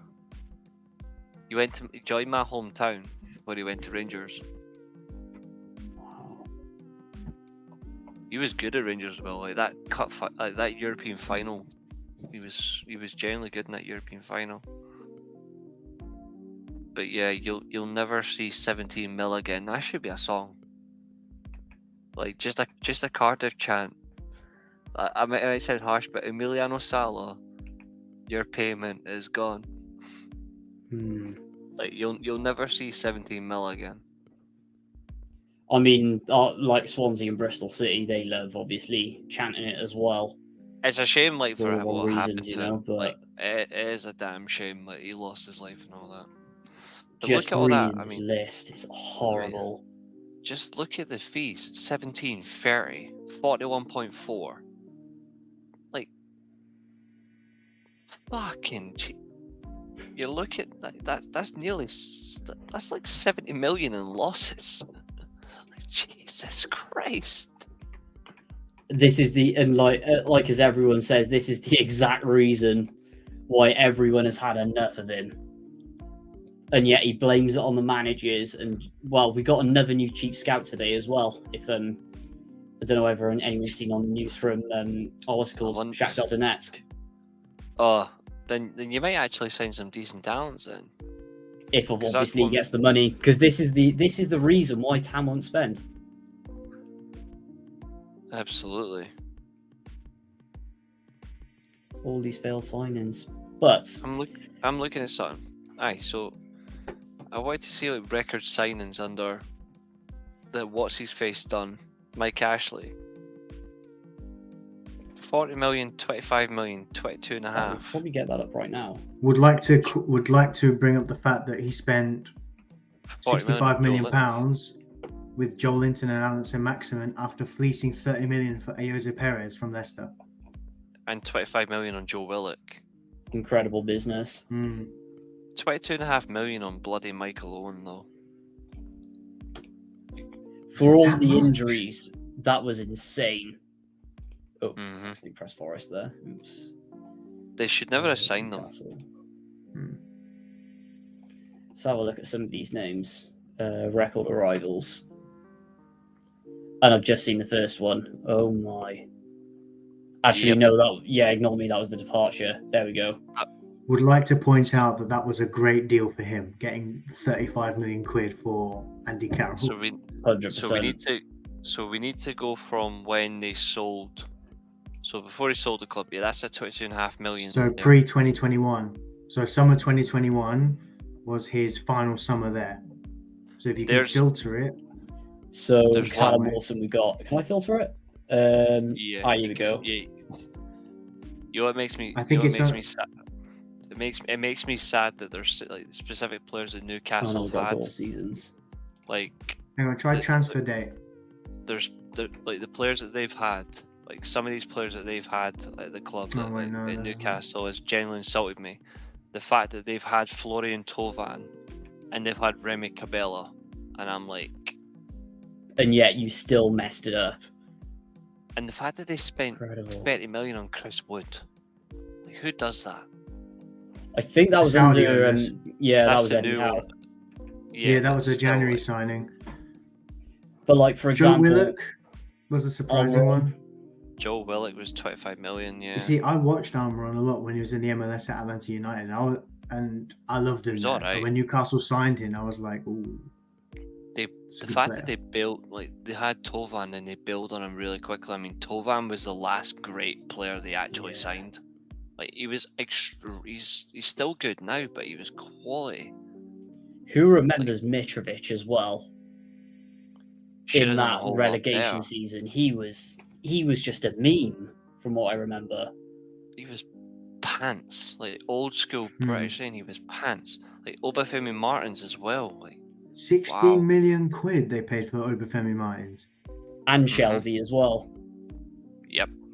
Awful. And the only That and they that spent- January window where he signed Shelby, Townsend, brought in I'll look who one was it, further. Doumbia on loan as well. Like he Yeah. really spent for McLaren, and then Benitez Fif- didn't come into like March. 15 million on Damn. And then just 15 has all this big rubbish money. to use, you know? 15.5 million on Julio's best pal Damien Duff. 17.5 million on Matt Target. 16.5 million on Jamal Lewis.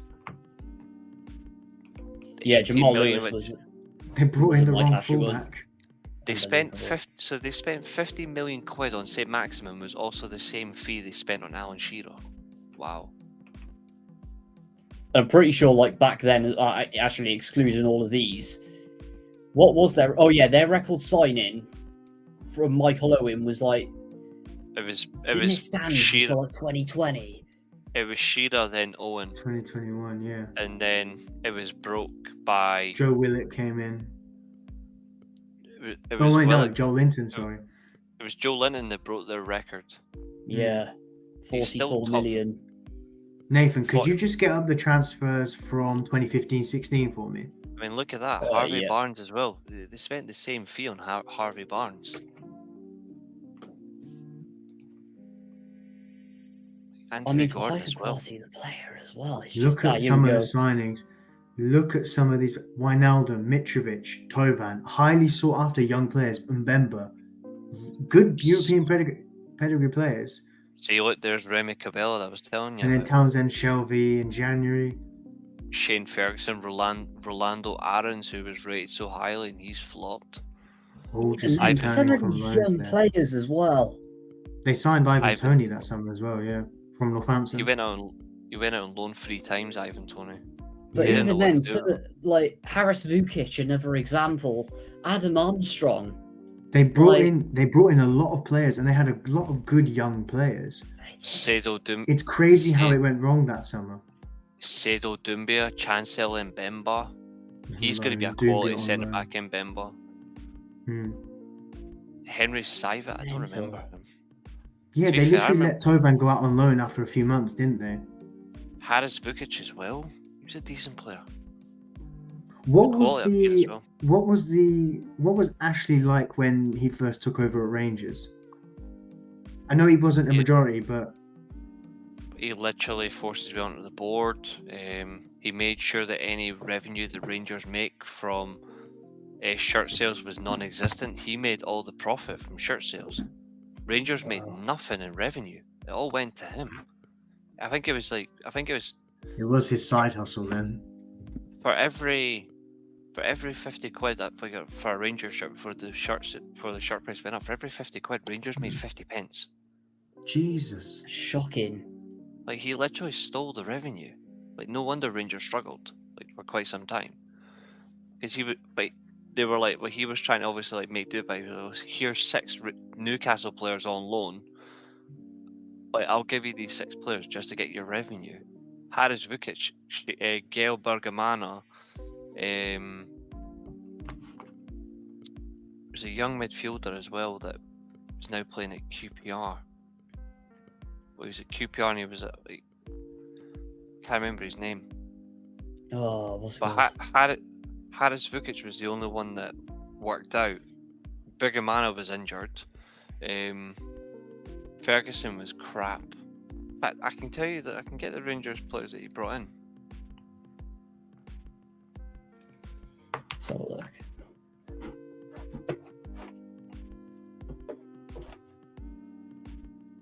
What season was it, Reece? Just so I can get it up. 12-13 or 13-14? 13-14 because that was Ali McCoy's last year. Because Mark Warburton was the Rangers manager in 14-15 because that's when we got to the Scottish Cup final. Really? Was it as early as 14-15? Wow. Jesus. I It's earlier hated it. than I recall. I hated it. It was fucking embarrassing because the only good time was the following year was Martin Waghorn was signed. He scored 15 penalties and then Tavernier told him to fuck off. The penalties are mine. Right, 14-15. I also love the fact we've gone on some massive tangent on Mike Ashley era. Put it this way, I know it's a low bar, but he'd make more money off player sales than Tan is. Yeah, I mean, just looking at that list that we just seen with Cardiff, Yes. just Yeah, incredible. 14-15 because then Rangers were unbeaten Yes, and 14-15. Rangers won League One in 13-14. Were unbeaten. John Daly scored 25 that season. I remember that, but also like they won every single home game. Alan McCoy's for that season got it right, but the following season he got it massively wrong. Like he got it horribly wrong. No wonder he lost his job. I mean, Newcastle were very careful with their money they spent when they came up in under Rafa. You want to know how good? You want to know how good Rangers generally were in that 13-14 season in the league alone? Dunfermline finished second on 63 points, right? Rangers finished on 102 points. Jesus Christ. 106 goals scored, 18 conceded, plus 88 goal difference, 33 wins, 3 draws. Rangers literally stomped that league. Didn't draw a single game at home. Won every single home game. Was top of the league from day one. Won 16 straight games. So match day 1 to match day 16 won them. Drew match day 17. Match day 18 to match day 25 wins.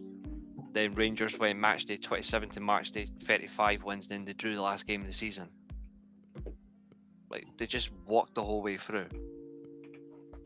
Ian Black, Hegarty, Law. I remember that team. It was mad. McLeod before he got sold. McCulloch's last season. Mosney. Jesus, psychopath. By 14-15 is when they came in, and it was embarrassing. Should never have let fucking Hearts win the league. Should never even finish third. Bloody Hibs finished second. Stuart McCall made manager as well. Kenny McDowell, Alan McCoist. He just left. He took his sabbat. Well, he went on sabbatical or whatever it was. what was it? Let's see if I can get those players. So,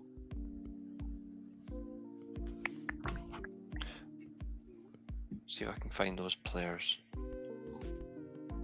Remy Street, no, wasn't him? Aye, Remy Street, Shane Ferguson. Then you had Haris Vukic, who I mentioned before. Where's the other ones? Because I know they're in there somewhere.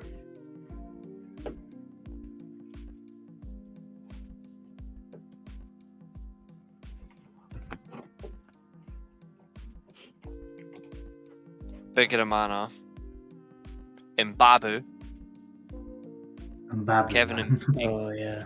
Kevin and Babu came to the club, and he was screwed. And Remy Street, yeah, Ferguson and Babu, Vukic, Bigiramana, Street. But I'm like, the only one from there that worked was Haris Vukic. Like, he was excellent. I don't know what he's doing right now, actually. Like, where is he right now? Is he still playing? I think he's retired. No, he's playing for the Thai. Wow. He's played in the Thai League. Wow. Buriram United. That's a shame. He's been there since 2023, so he's not long joined, but I'm like, what a waste. I mean, this guy was genuinely good. 31 years old. You'll never see him back in English football again.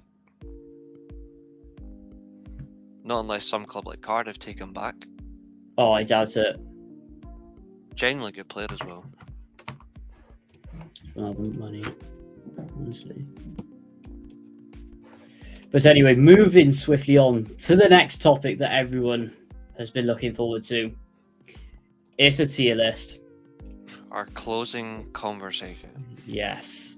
Let's get her on the screen. Let's full screen it. In my math, I said what? Before we went live, I said 20 managers. You said 20 managers would be safe. Yeah.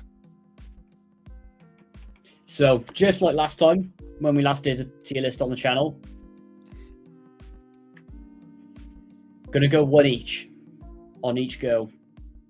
Yep. Round robin. So, anyway, actually, to explain to anyone who's listening on Spotify, we have got 3 levels. So, come next January, they're going to be still at the club, we reckon. Second one down is going to be 50-50, so pretty much it'll be dependent on the scenario with a club. And then the bottom one is they're not going to be there by next January, whether that's a sacking, them being poached, resigning, or some other mad thing that happens. And we have just got a load of managers at the bottom across the board. So, where I'm going first. Reece, go for it. I know you've been looking forward to this. Go for it. Immediately for me, still at club, is Max Allegri. Most disrespected manager in European football, in my opinion.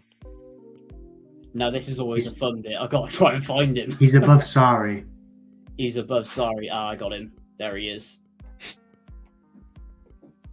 Yeah, I mean, this guy is literally... If you want to win trophies but not like lose substance from yourself as a football club, he's a manager you go for. Mm-hmm. I think he's incredibly disrespected.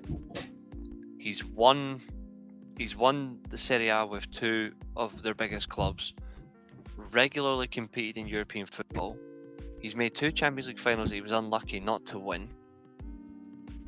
And I'm like, what more can this guy do to get the credit he deserves? Like, he immediately walks into a club like a Man United or something like that, and he can win them trophies because he just gets on with it. He's no nonsense. He doesn't care. He gets paid to do a job, and he does it well. I don't see him going anywhere. Well said. Unless he wants a new challenge, which I don't think he will. He's still going to be at Juventus next year. Stability at the end of the day.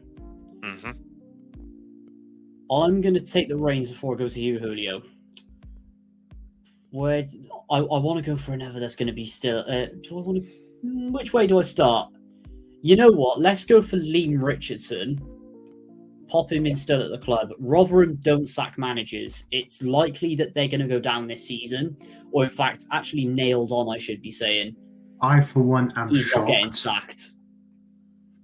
I'm shocked that Rotherham might be going down this season. It's not like that's football heritage in itself. No, I agree with that though. Yeah, great manager. Rotherham don't sack managers. Stable. He's going to still be there. Your turn, Julio. I'll go for an easy one. Roy Hodgson, gone. Yeah, there's... I disagree. No, I think another year with Palace is enough. Like for this year. I think as well will look for someone else. I think Parish is a bit scared as well to switch it from the Roy system and everything, because obviously brings in Vieira was a bit of a disaster. Roy comes back to stable as ship, so I could probably see that. But it's 50-50. Reece, your turn. I know everyone wants to go for painfully obvious, so I'm going to go for something totally different. And of course you'd say that. But it makes sense for me. Let's have a look. I don't like going for the painfully obvious ones. I like to mix up, so...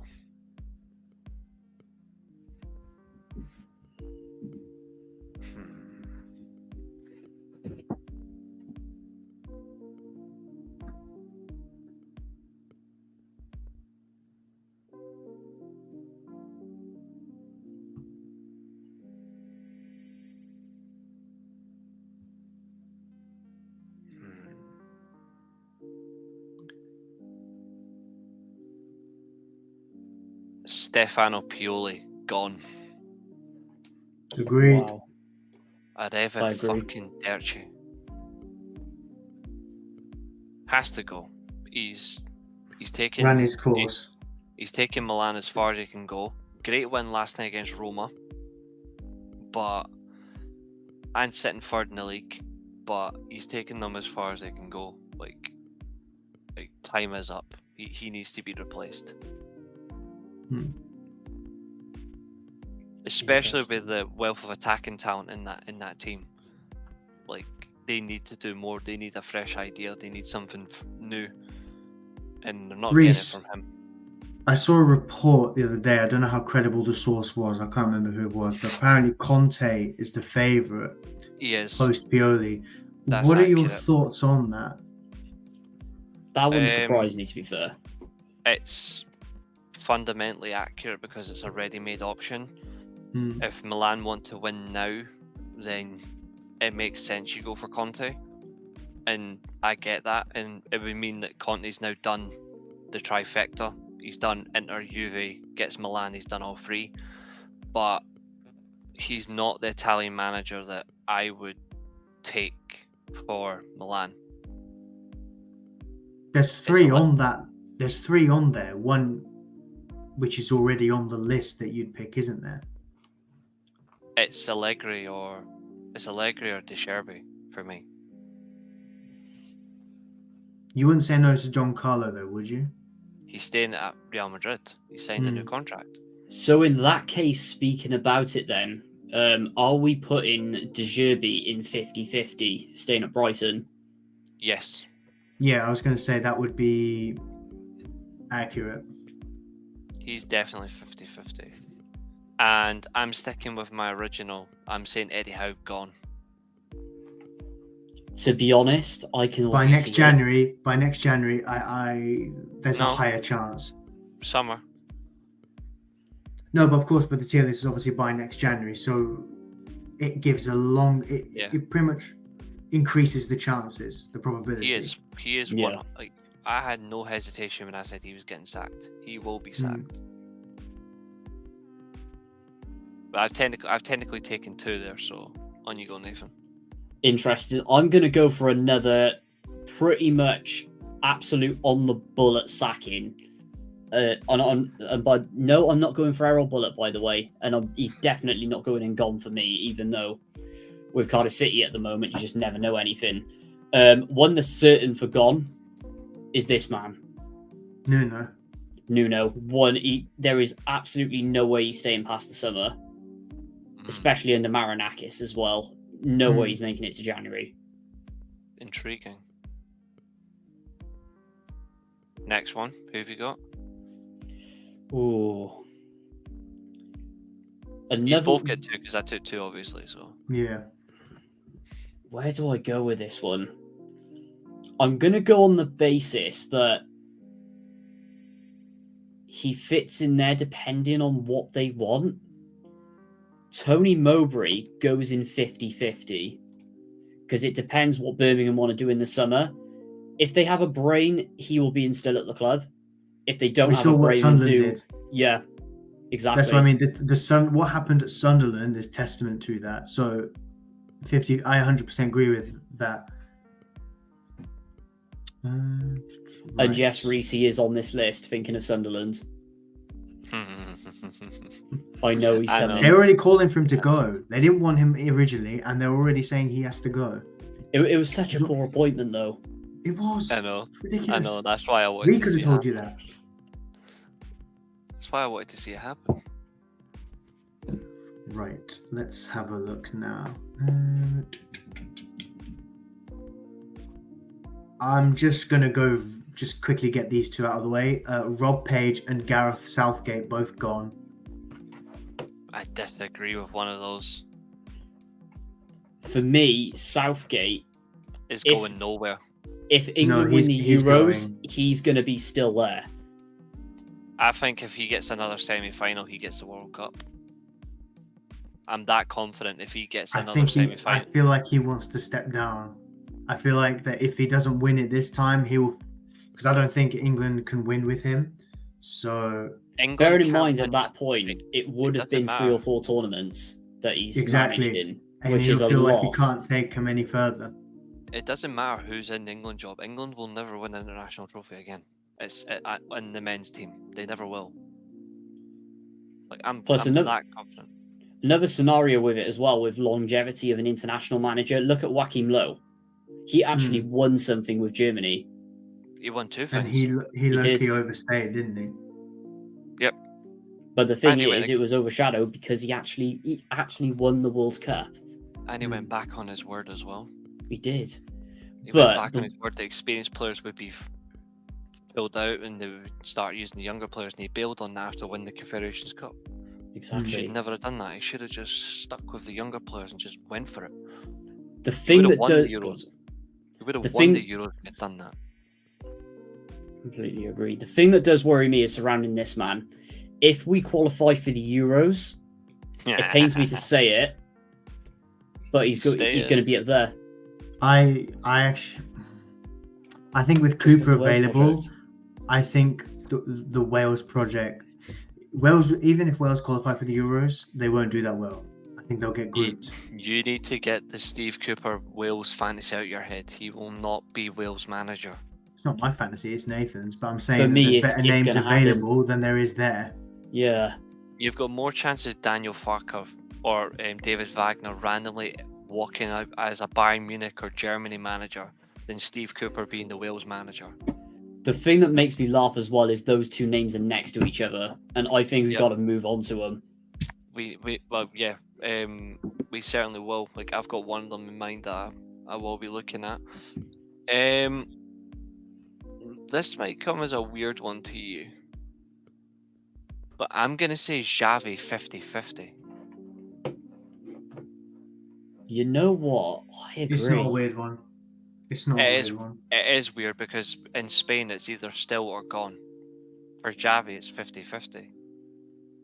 And for me, it also depends on obviously the performance of Atleti, Real Madrid, Sociedad who are coming into it as well. Loads of Girona. outliers on it. Girona look brilliant. Sevilla just absolutely terrible. Anyway, Bilbao is another scenario. It also stems as well on De La Fuente as well. Yeah. Xavi could easily get picked up for the Spain job very early, and if he does, he's an absolute imbecile if he takes it. Best thing he can do is stay at Barcelona for me. Best thing he can do is try not to get in a match with Xabi Alonso. So Alonso will school him. But yeah, for me, Xavi's 50-50. Let's go for another one. I think this one's clear as day. Fan-owned club. No matter what happens in the Premier League, he's still, unless a disaster happens, he's going to still be at Luton. Rob Edwards. 100%. Yeah. Do you reckon he could get tempted by the Wales job though? No. I don't think he will. Offered. At the moment, he won't. He'll be a Wales manager at some time in the future, but he won't while he's at Luton, for me. The only way that he'll be a Wales manager if he decides that he feels it's time for him to move on from Luton. And I don't think he's come to that situation yet. He's a long way from No, finishing at Luton. 100%. He could be there for a good, at least another 2 or 3 years. Which is saying something, because championship manager life cycles, provided obviously Luton go down, championship life cycles for managers aren't that long anymore. A life cycle for any club is not like that anymore. You've got to be very lucky to get that sort of life cycle. Right, Julio, you're up. I am going to go for Thomas Tuchel for gone. Interesting. Where's he gone? Oh, there he is. 4th from the left. That's an interesting one. I'm not convinced he'll be there much longer. I think by the summer. I think the summer he goes. If not, he doesn't outlast next season. Bayern don't have anybody right now to bring in. I think that he's Bayern's safest option at the moment. But at the end of the day, with Tuchel, in the last 5-6 years, he's just been floating from job to job to job to job to job. He's going to fall out with someone. Yeah. He does it at every club. It's how he loses his job at every club. Well, to be fair, Jamal Musiala and Joshua Kimmich are on the transfer list. Which, of all players at Bayern Munich that should not be up for sale, is those two. But they are 2 players who potentially could be going. Leroy Sané is another one because he's out of contract. So Bayern will, he's out of contract in 2 years, so Bayern will look to sell big. And look at the Dwight York approach as well. Dwight York make that cut. Dwight York gets straight to Jim Ratcliffe and tell him sign Leroy Sané for the right wing. Yep. Offer them Antony as a trade. Antony plus as much money. Get Leroy Sané. Give him the number 7 shirt for all I care. But yeah, Thomas Tuchel, I would have said 50-50, but fair enough. Let's see.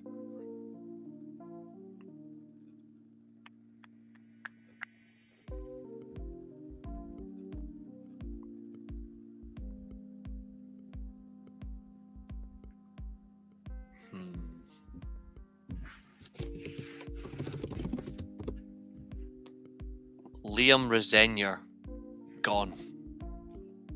Is that a sacking? Or is that a poaching? Poach.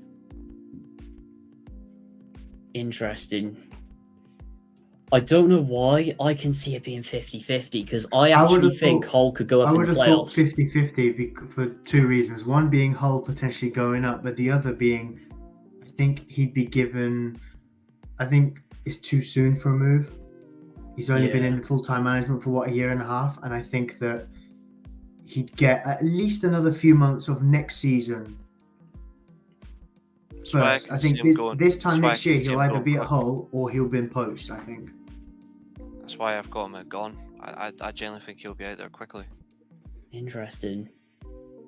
And will we see that? I think we'd mostly see that as well if there was a big sale at Hull in the summer, especially if they if they bottle the playoffs. Because they got so much talent there. That does worry me a bit, and with the amount they spent as well. There's a young winger there, isn't there? Philogene.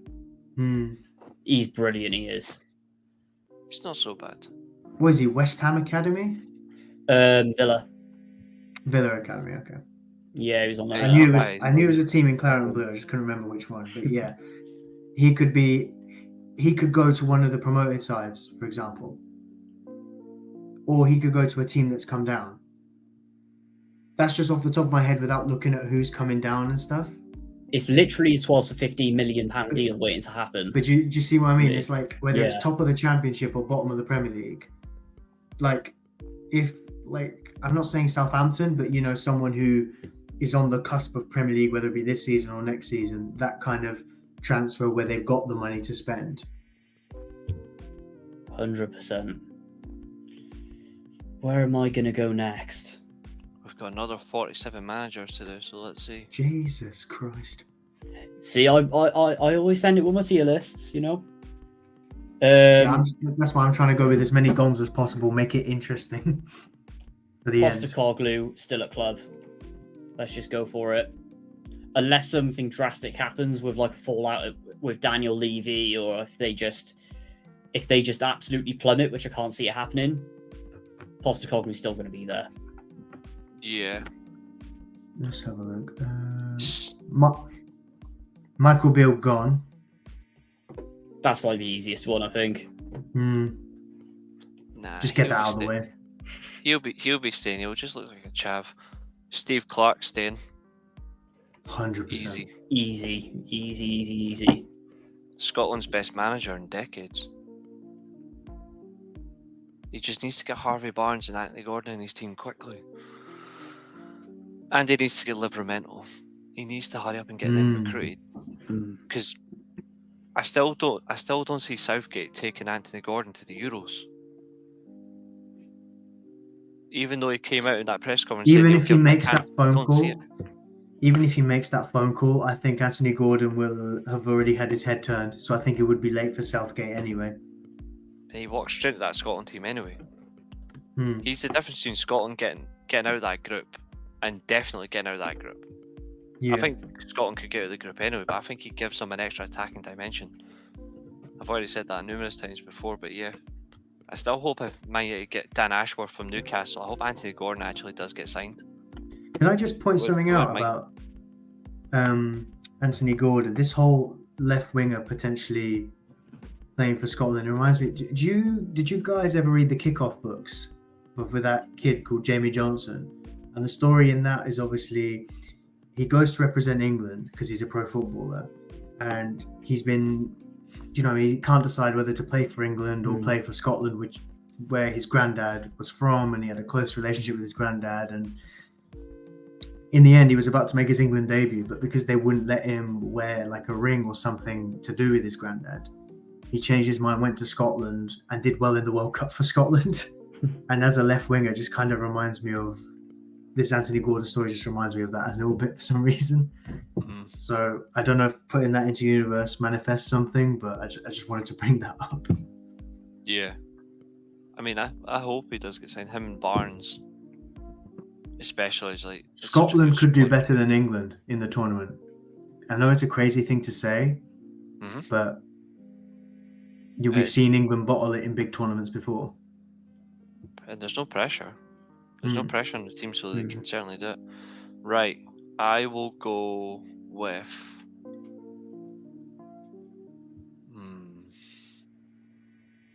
Oh, wait, it's Nathan's turn, because I said Steve Clark. Right. He did.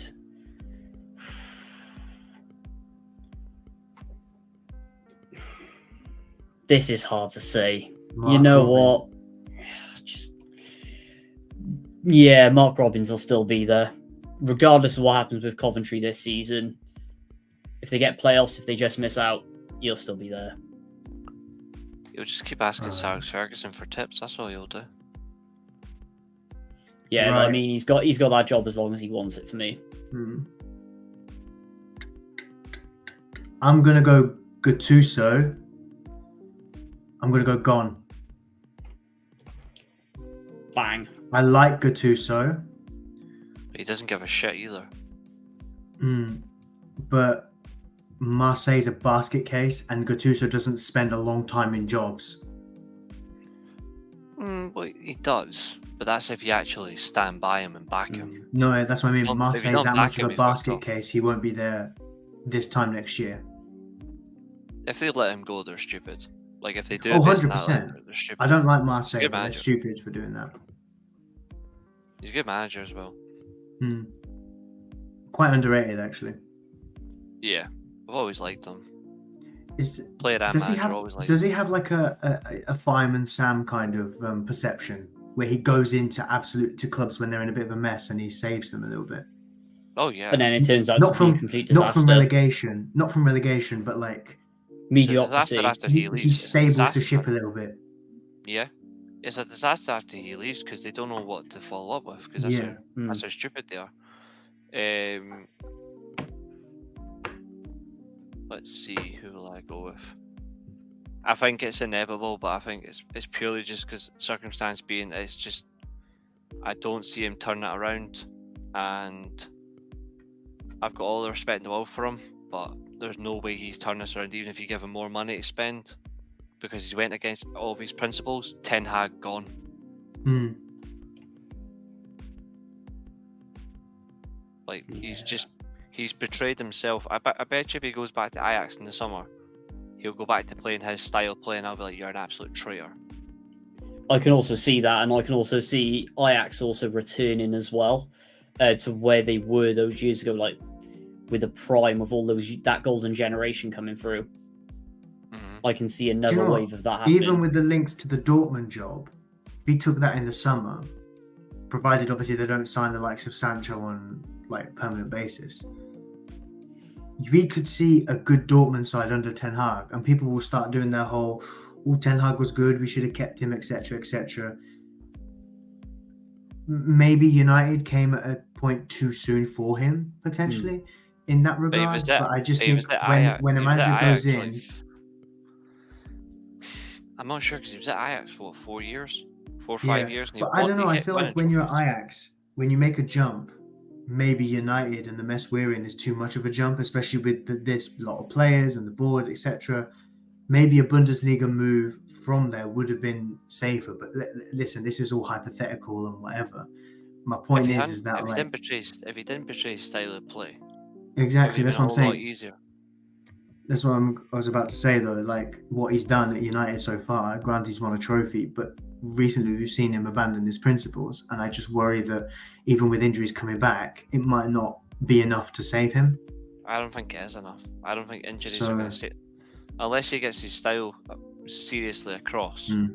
And you actually see it, United playing a more Ajax-based style, and it's actually. I think an that might attacking come down style. with spine I though. see nothing.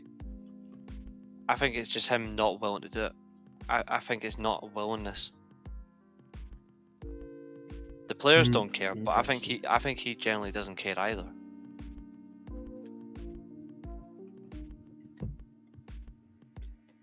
Who's next then?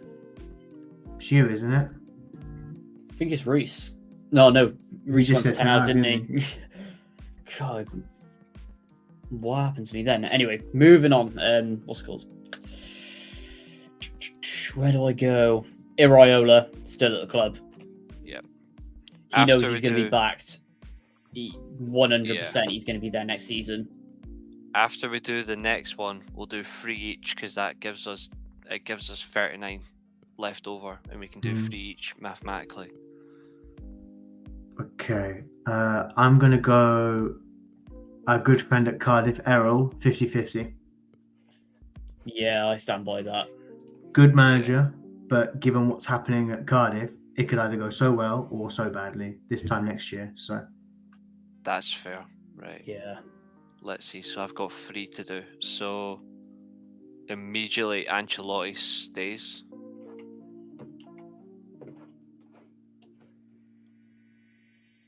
I think Philip Clement will get his. I think he'll be fine. So I'll keep him at the club. Yeah, he'll be fine. Vincent Kompany gone. do you reckon he will have moved on? Nah, sack. Vincent Kompany will be sacked in the summer for me. Yeah. Or when if Really? they keep him on, when Burnley do get relegated, I think they'll have a poor start to next season.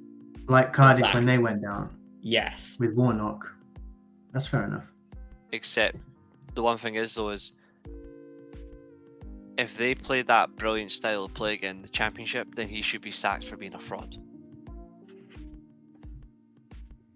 Well, the thing is, you can Man City it in the Championship, but you can't do it in the Premier League with that lot of players. Doesn't matter It's who like the that- players are. It's the fact his style, his way of playing doesn't work in the Premier League anyway. Or he Did just Daniel refuses Farke do to. it when he came up with Norwich the first time? Changed Yeah, his style of play. David Wagner was the one that realistically should have done better. Out of all the Championship managers that got promoted, David Wagner's the one that should have worked more. 'Cause Honestly, Wagner he had works the everywhere. worst second season syndrome ever. That was horrendous. His pressing style of play literally should have worked, and he got usurped by how Bielsa done it. He's going to be amazing at Uruguay as well. For Uruguay, he's going to be amazing for the Copa America. And obviously, as we put Company up there, let's speak of some more frauds.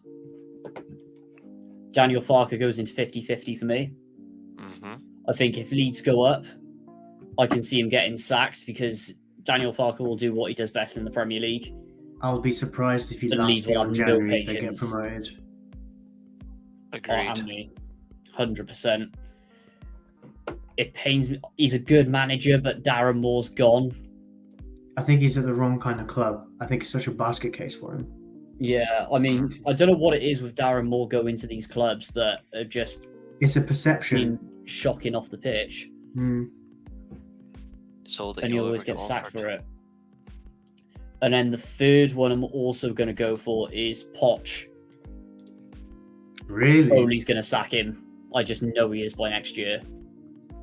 Wouldn't surprise me if he's at Man United next year as well. As well. Yeah, Wouldn't I that's surprise wouldn't another be reason. totally against him being at United, to be honest. No, right. I've not been Pochettino's biggest fan for the United job, but Same. I wouldn't be totally against him coming in as Ineos's guy of appointment. Yeah, you just get on with it. Hmm. Right, Julio, you're free. Let's have a look. Jose will be gone.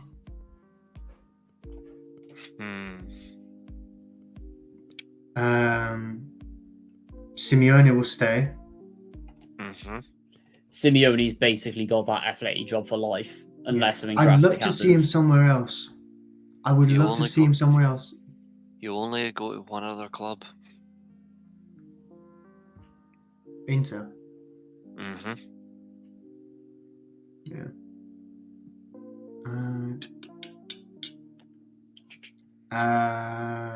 Moyes gone.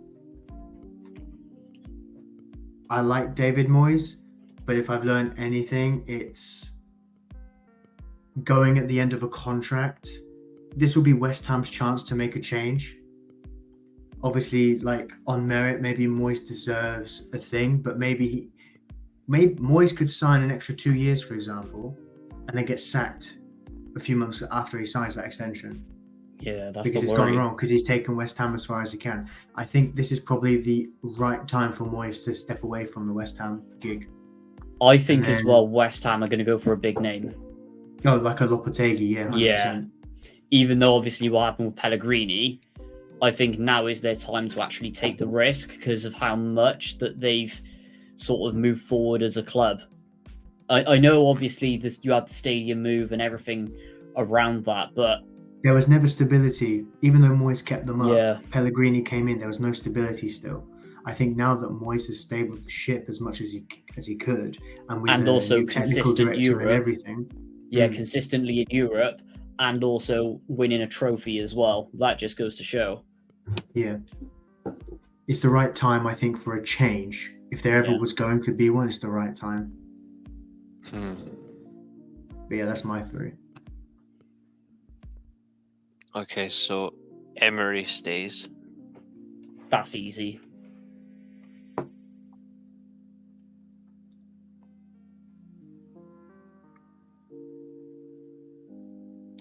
Brendan Rodgers gone.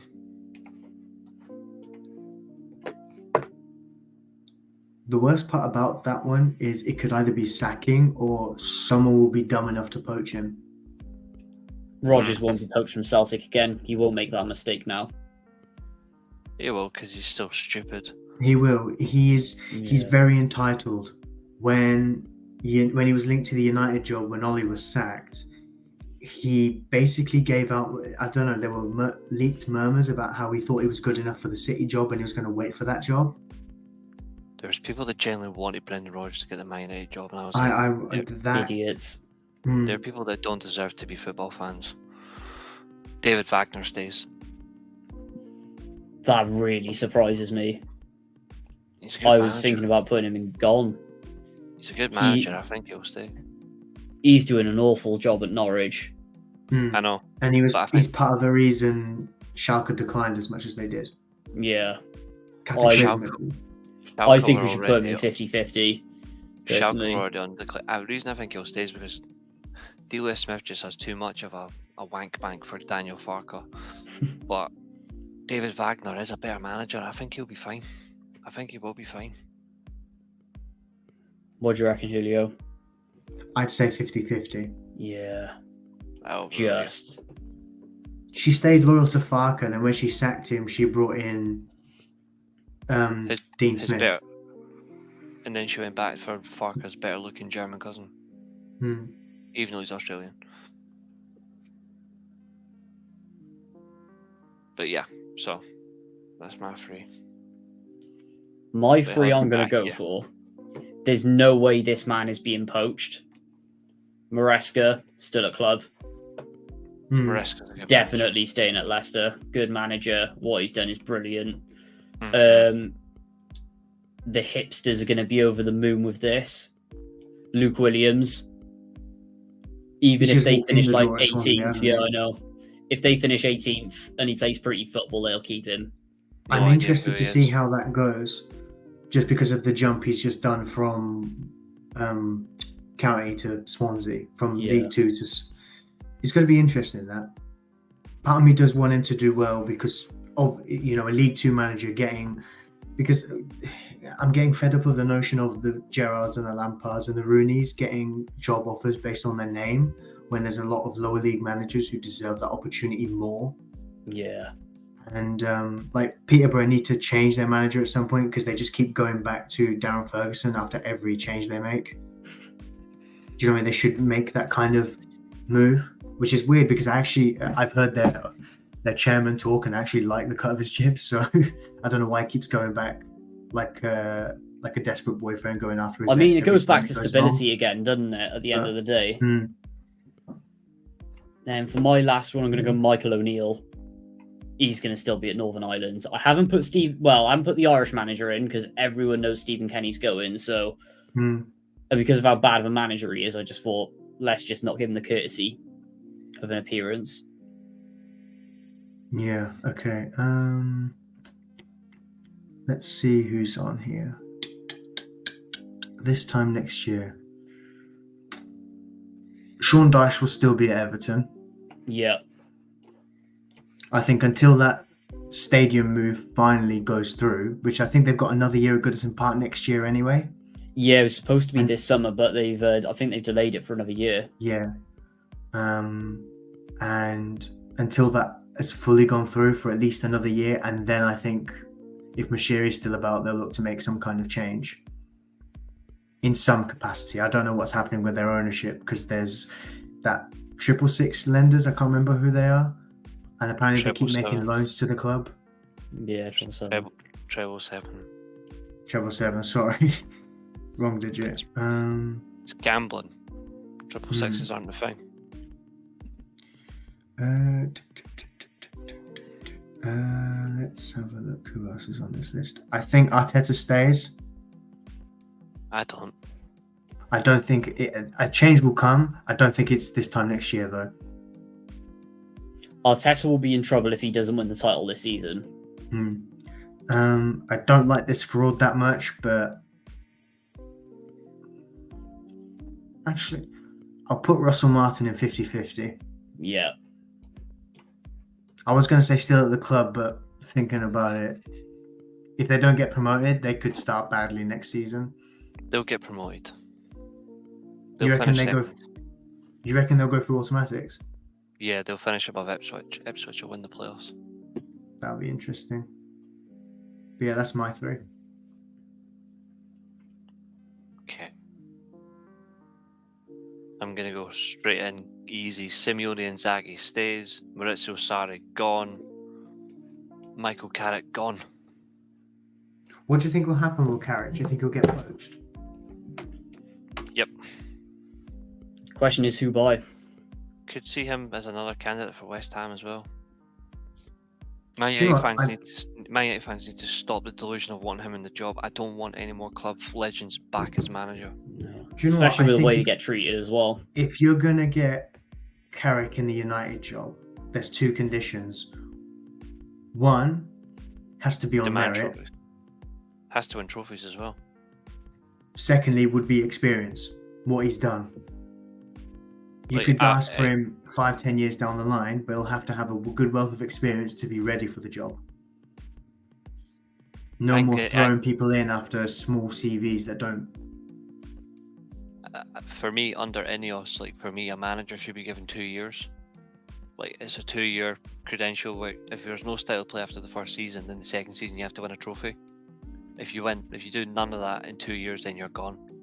I think 2.5 years. No, personally. 2 years. No, not 2.5. 2 years. 2 years is long enough. You can't do it in 2 years, then you need to go. Real Madrid, you got a year. Man United's like. But that's Real Madrid though. Real Madrid win every year. Seem to win it. We never challenge anymore. Anything, I know, really. That's why we should be 2 years. Time to be a brutal brick club again. That's what we need to be. But yeah, so that's my three. Carrick gone, Sarri gone, Simeone and Zaki stays. Right, 15 left. Here we go. Let's go. 18 left, sorry. This is where it gets tough because it's like we're leaving the toughest to last. Even better. Wilder. Gone. I don't know why if they get relegated. I think they'll keep him. I think he sticks for around. a rebuild. Yeah. He's a Sheffield simp. He's a club. Well, he is seen as a club legend. He's a supporter, so he won't mind staying. Another one I'm going to put in the same category is Gary O'Neill. I can see him staying, but at the same time, does that Wolves board want to change and go for a big name again? Obviously losing Lopetegui because they didn't back him. And then an easy one, Jurgen Klopp, still at club. Klopp's going nowhere. Not for at least another season. Yeah. Let's have a look. Pep goes in still at the club. Yeah, that's easy. I think he's the opposite. I think he honours his contract. No matter what happens this season, I think he honours that contract till 2026, I think it is. Yeah. Or at least another season first. Because the thing you've got to remember, with Pep, you've got to remember that. With Pep, you've got to remember that, especially with like Bayern and Barcelona as well, he just ran out of steam after winning everything. True. So that's the thing, you've got to look at it, and he's won everything at Man City now. Question is, does he stick around or does he want a new challenge? It wouldn't surprise me if he left and took a sabbatical again. Because he didn't do that after Bayern. He just went straight from Bayern to Man City. He did. True. So I think a sabbatical will be on the horizon. McKenna put in 50-50. Because if he goes, I think it will be a poaching. And then our good old friend Walter, who we don't understand how he's still in a job, how he keeps getting jobs, he's in gone. 100%. I was waiting for him to turn up.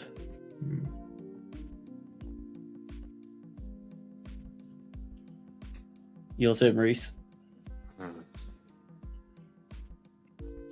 Marco Silva 50-50.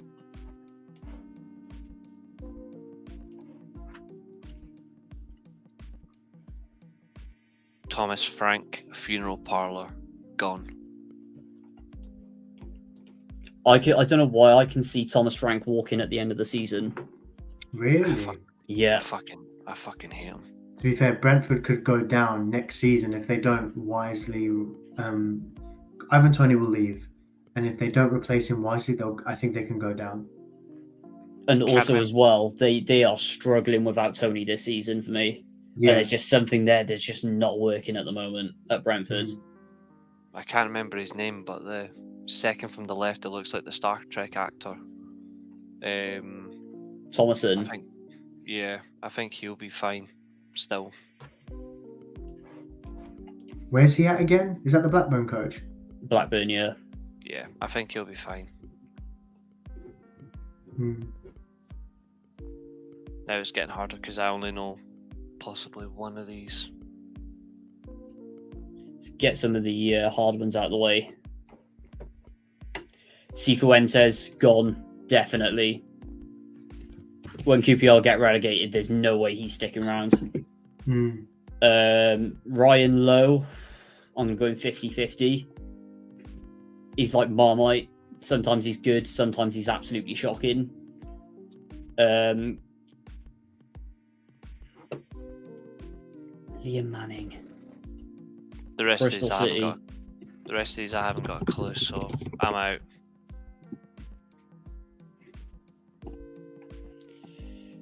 He'll still be at Bristol City. Let's have a look. The Wednesday coach. Rahul. It's very 50-50 because I think the fans like him, don't they? Yeah, they do. And he's doing well there as well. If that's the Watford coach, we already know where that's going. Ishmael. Yep. Sayonara. I was going to say, gone. Bye-bye. Same with, The West Brom coach. yeah. Was it Corberan. Corberan, his name? Yeah, Corberan. He'll be 50-50. You just Millwall don't know coach what should West be Brom are going fine. to do. Yeah.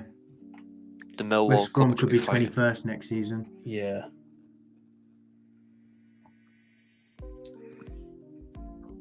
Schumacher. Actually, this is easy with the way he started at Plymouth.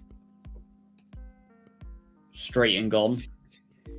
And then that leaves us with Steven Schumacher.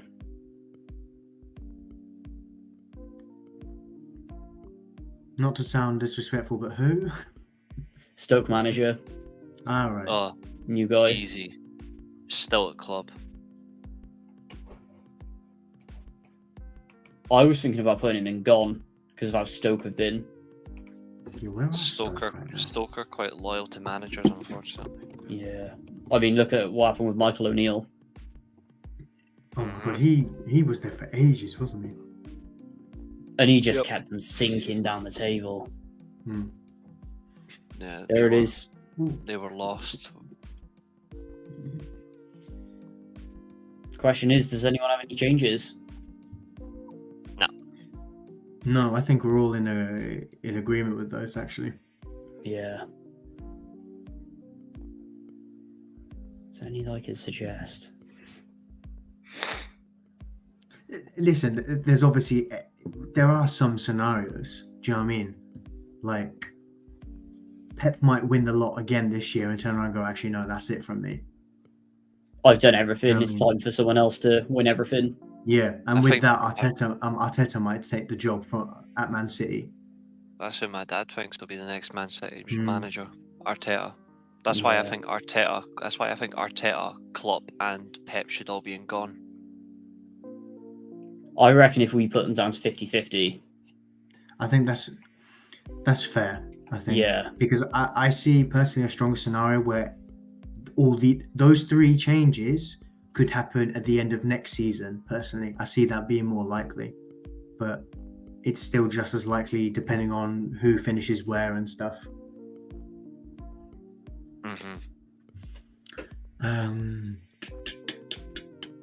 Yeah. even then there's a scenario that Iraola gets poached as well.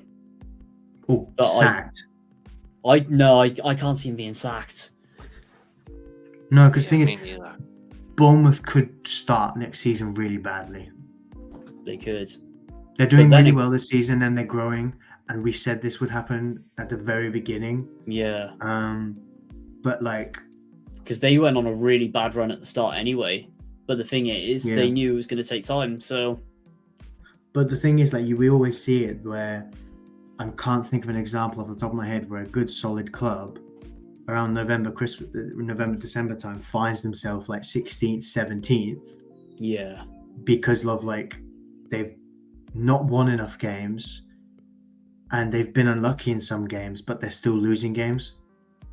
And they can't find that win anywhere. So, yeah. Mm-hmm. Interesting. But I listen. I think what we've done there is, I think it's pretty accurate.